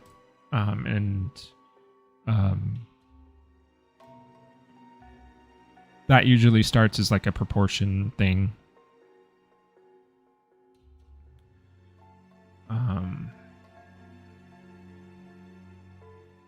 Yeah. I have some other, like on my YouTube channel, I have a couple process videos. You can see how I go about drawing some stuff. I think I have a couple packaged illustrations for Beasts of the Mesozoic that I did that you can take a look at.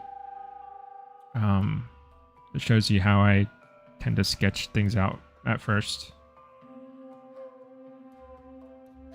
It's not like a tutorial or anything, it's just a time lapse, but I think it gets the idea across.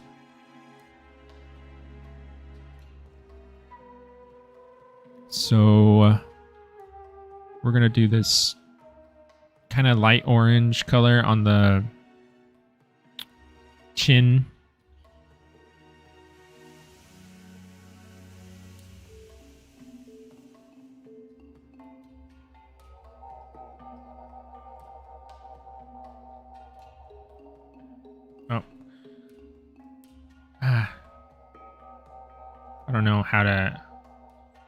I don't know what's better.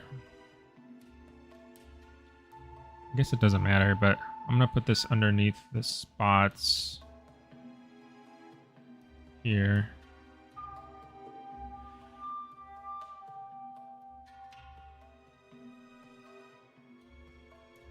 Usually I wouldn't do that.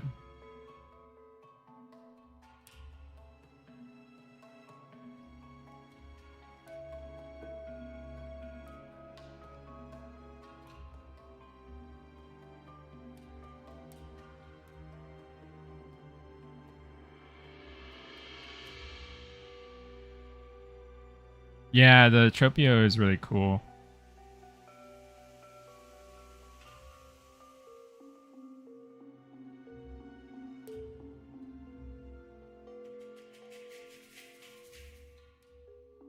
So this is going to be around this area, and then it kind of blends in here at the chest. I might have to make some tweaks to this because of the way that we're doing the RGB CMYK stuff with the skin color, but for now I'll just follow my concept.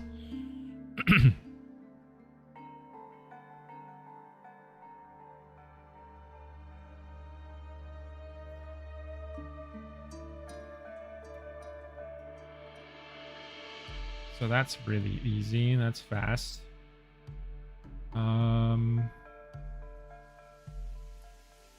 Might just do this, right? So I might do that, and then we will pull 6. Add a fill, and then we want to pull from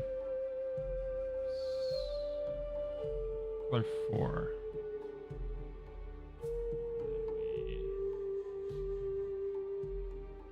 Invert this mask and multiply. That's how we do that.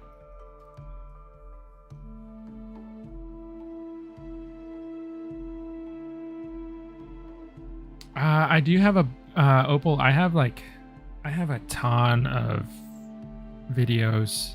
Like I record myself drawing and painting and sculpting all the time. So I have literally like hundreds of hours of video in my hard drives. It's just I haven't gotten around to editing it, you know. I want to put more up. It's just like by the time I'm done with the model or like a painting or something, kind of the last thing I want to do is like go back in and then rewatch it and then like edit the video, you know. It's just like sometimes it's just exhausting. But I do want to I'm trying to get out of that, you know, habit, I guess, if you want to call it a habit. Trying to learn how to incorporate the video editing into the overall workflow. So I can get more videos out there. But it's just been really hard.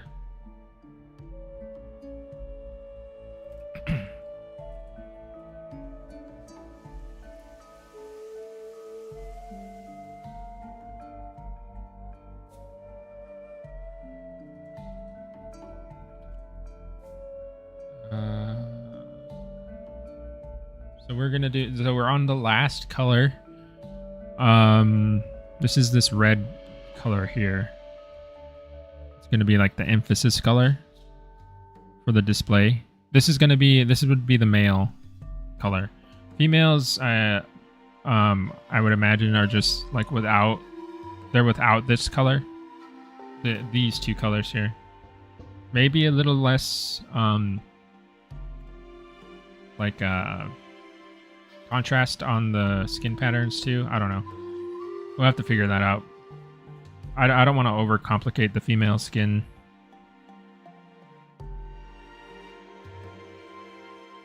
Just make it like a nice simple, like,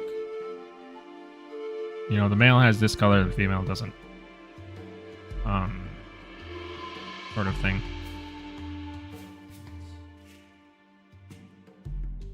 And then we can use... give me 1 second. I should just paint this on here.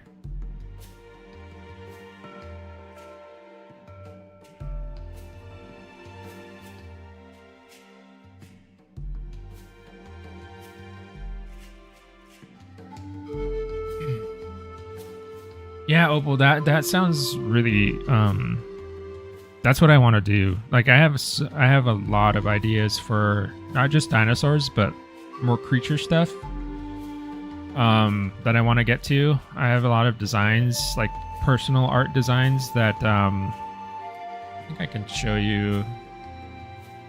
Like one of my ideas, we'll do this really quick because I don't want to take too much away from the stream.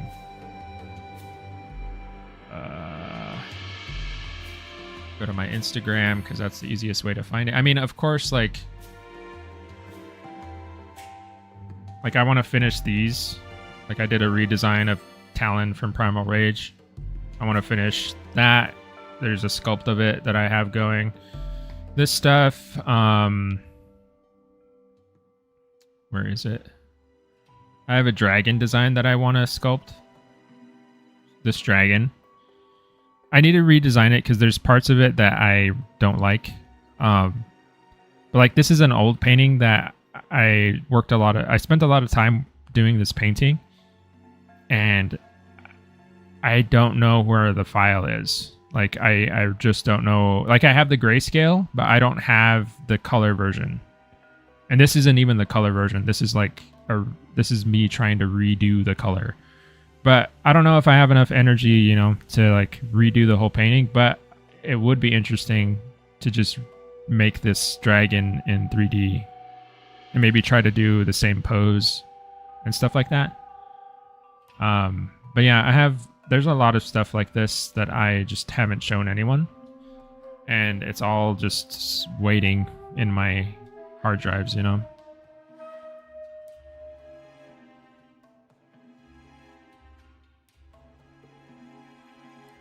Like a lot of stuff. Because I do have those bad habits of like, I'm one of those artists that like, there's just a lot of ideas going on, and I will start an idea, and then before I finish the idea, right, I have another idea. So I want to start that idea, and then it just goes on and on to infinity. I'm trying to be more controlled in how I approach my stuff because there's only so many hours in the day, and I want to get some of my stuff done too, you know.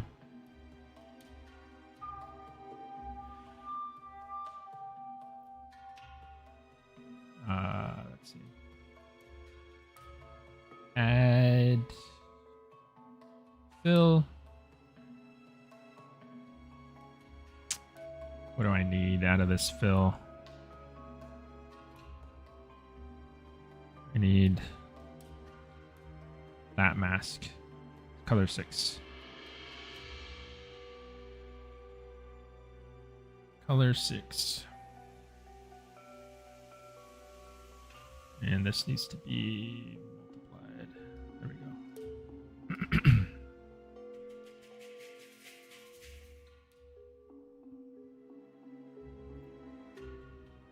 Right? Yeah. So we get a nice gradient here like this. And then I'll go back in with like some more splotchy little dots and stuff. Like these little spatters.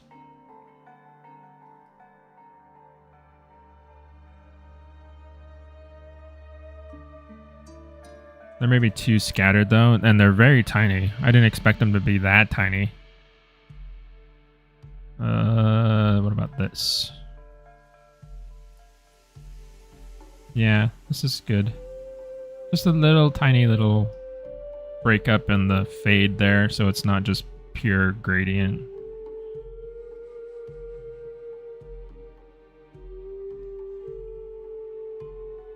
Something like that. We'll probably do more of it later, but that's a good stopping point for that. I'm going to work on the inside of the mouth because the inside of the mouth has some color, or not color, but pattern.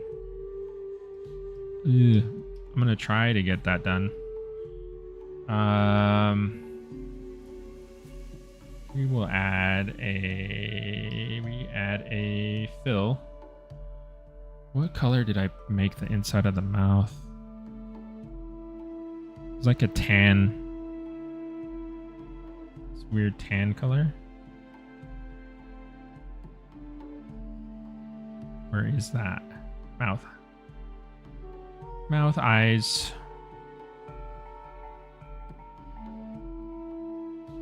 Is that the right color?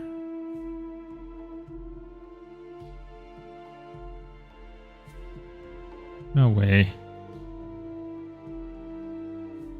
There we go. It's kind of, yeah, it's a tan color.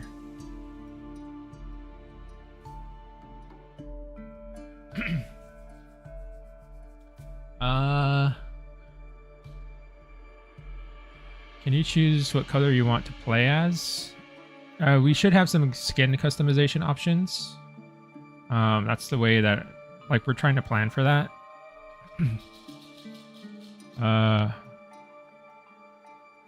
Himedrum. Will the colors be fully customizable like the Isle of Rima?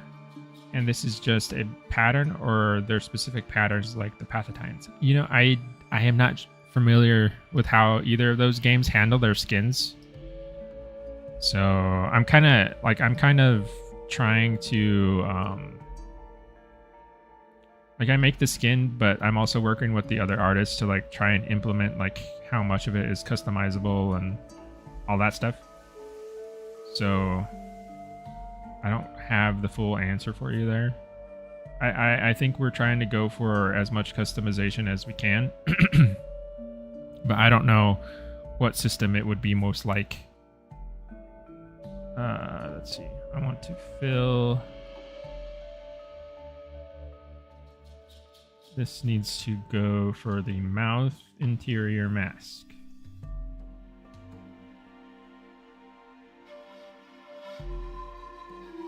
And it's going to look kind of weird because it's filling the eye, the orbit, and the nostril at the same time. But we'll have to deal with it for right now. Yeah, we'll multiply this, and then we'll add a paint. It's the right color.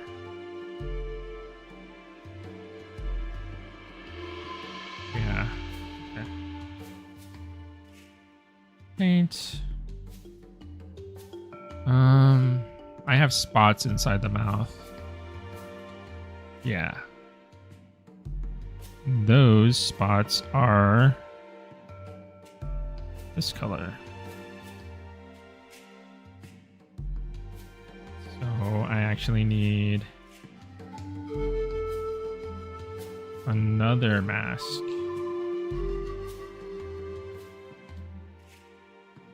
Another fill.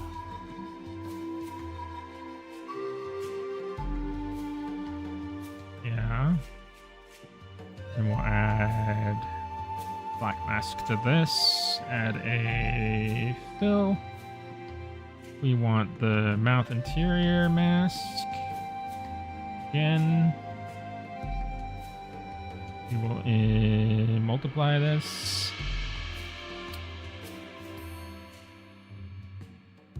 We'll add a paint layer.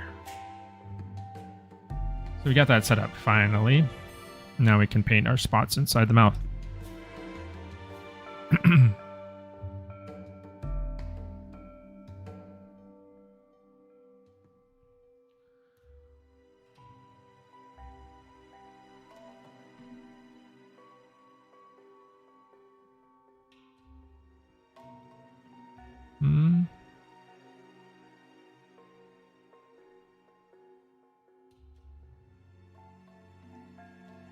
Does this actually work in the way it's supposed to work? Let's see.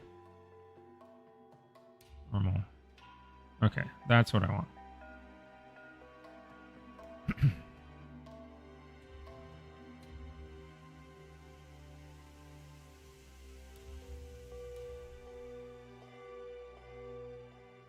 24-hour stream, you don't have to worry.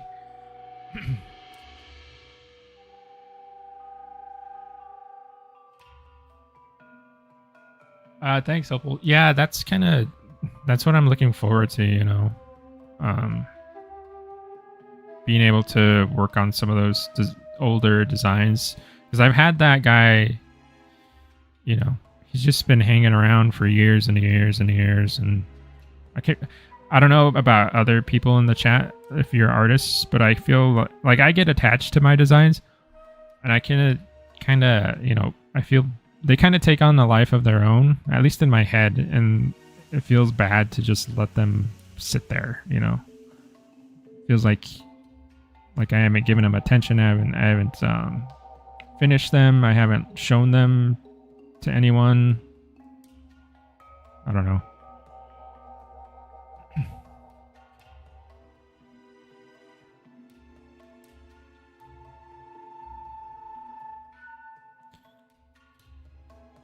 So hopefully soon I can do that.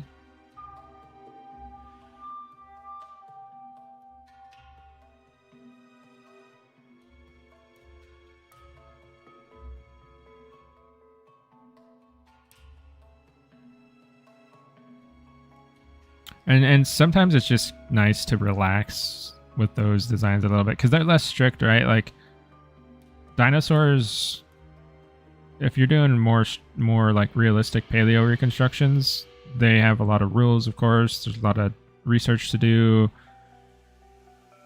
There's a lot of theories to sort through. It can be hard.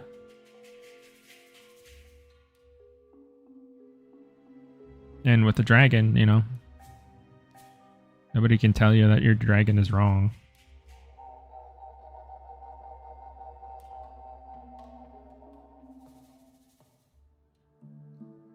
I can have fun with some crazy scales, crazy anatomy,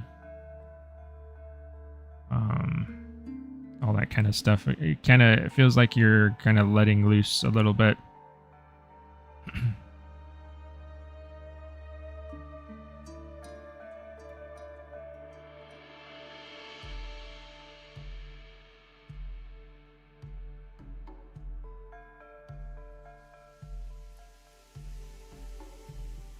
I need to modify this mask because it's not letting me go out to the edge here like I want to. So I have to modify it. But the cool thing about the way I have it set up, right, is if I want to modify it, all I have to do is come down to the mouth mask here. Remember where we painted this red lipstick mask earlier in the stream? So I can come there. And then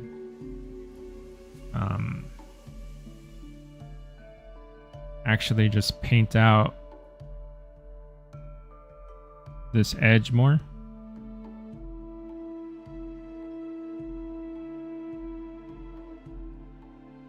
And it automatically, so I'm painting way down here, but it's updating all of these masks up here. The ones that I built for the mouth, these ones. It's updating those automatically because it's referencing the mask that I'm painting right now. So that's where the anchor points really help speed along the workflow. That's why they're useful to set up. They can be a little bit hard to like set up and like keep track of, but if you're able to do it, if you're neat about it, they're very useful.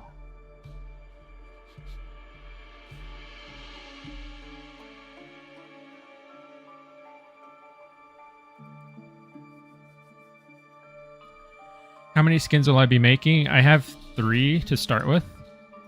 All of the current dinos that I'm working on will have 3 to start with.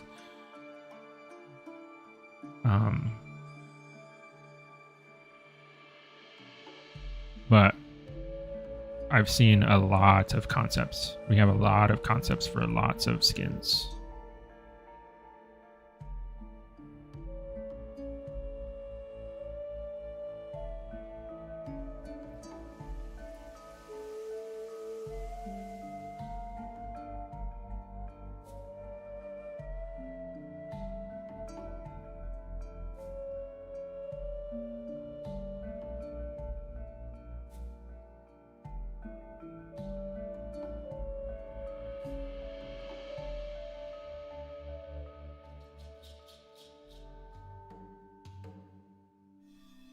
So I think, yeah, I mean, the way I'm visualizing this, right? Like I'm imagining like some sort of display that these guys would have where they would like raise their head up above water and show off their throat.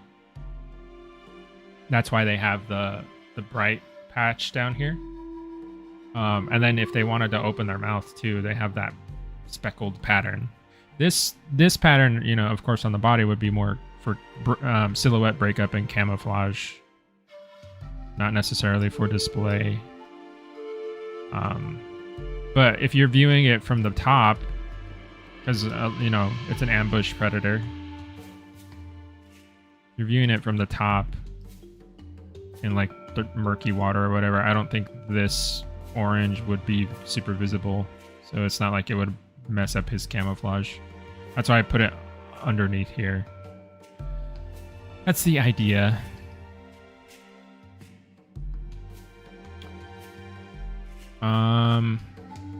What else do I gotta do? I gotta update all of these skin, all of these masks.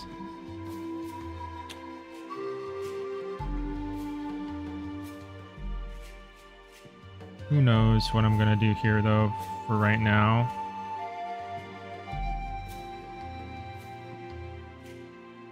Because this all needs to be like strategically figured out.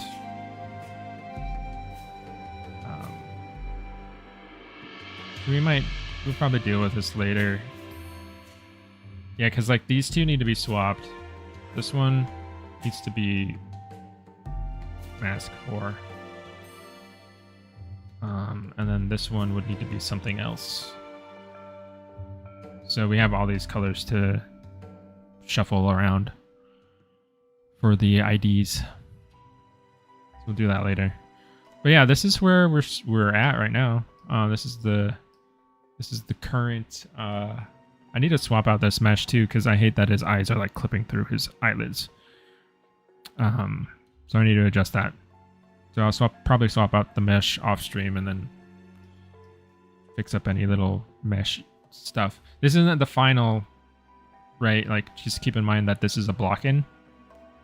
So we have to go in and we have to refine and really like detail out all these shapes and stuff like that.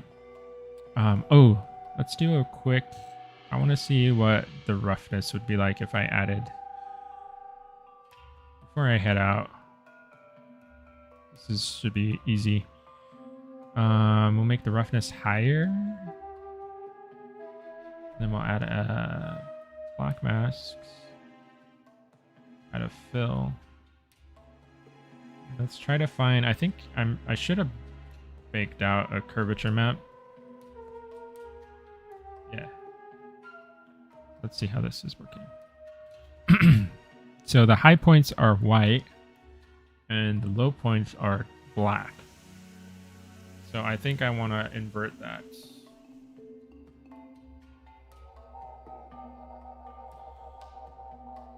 Yeah. This is just going to be like a placeholder roughness. We have our roughness map that we made already, but we can't use that here because it's on a different UV layout. So I'm making a temporary roughness map just to visualize stuff. And see if that makes any difference. Sometimes it adds a little bit extra depth to the model.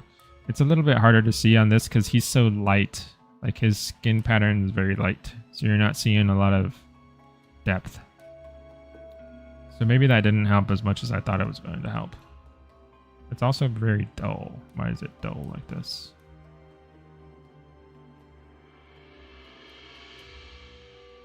Maybe that's the problem. It's not very contrasty.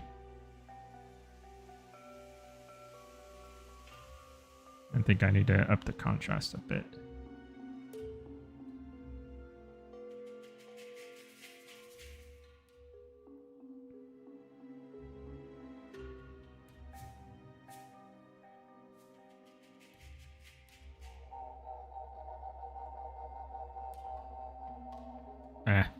We'll try and figure that out later. But yeah.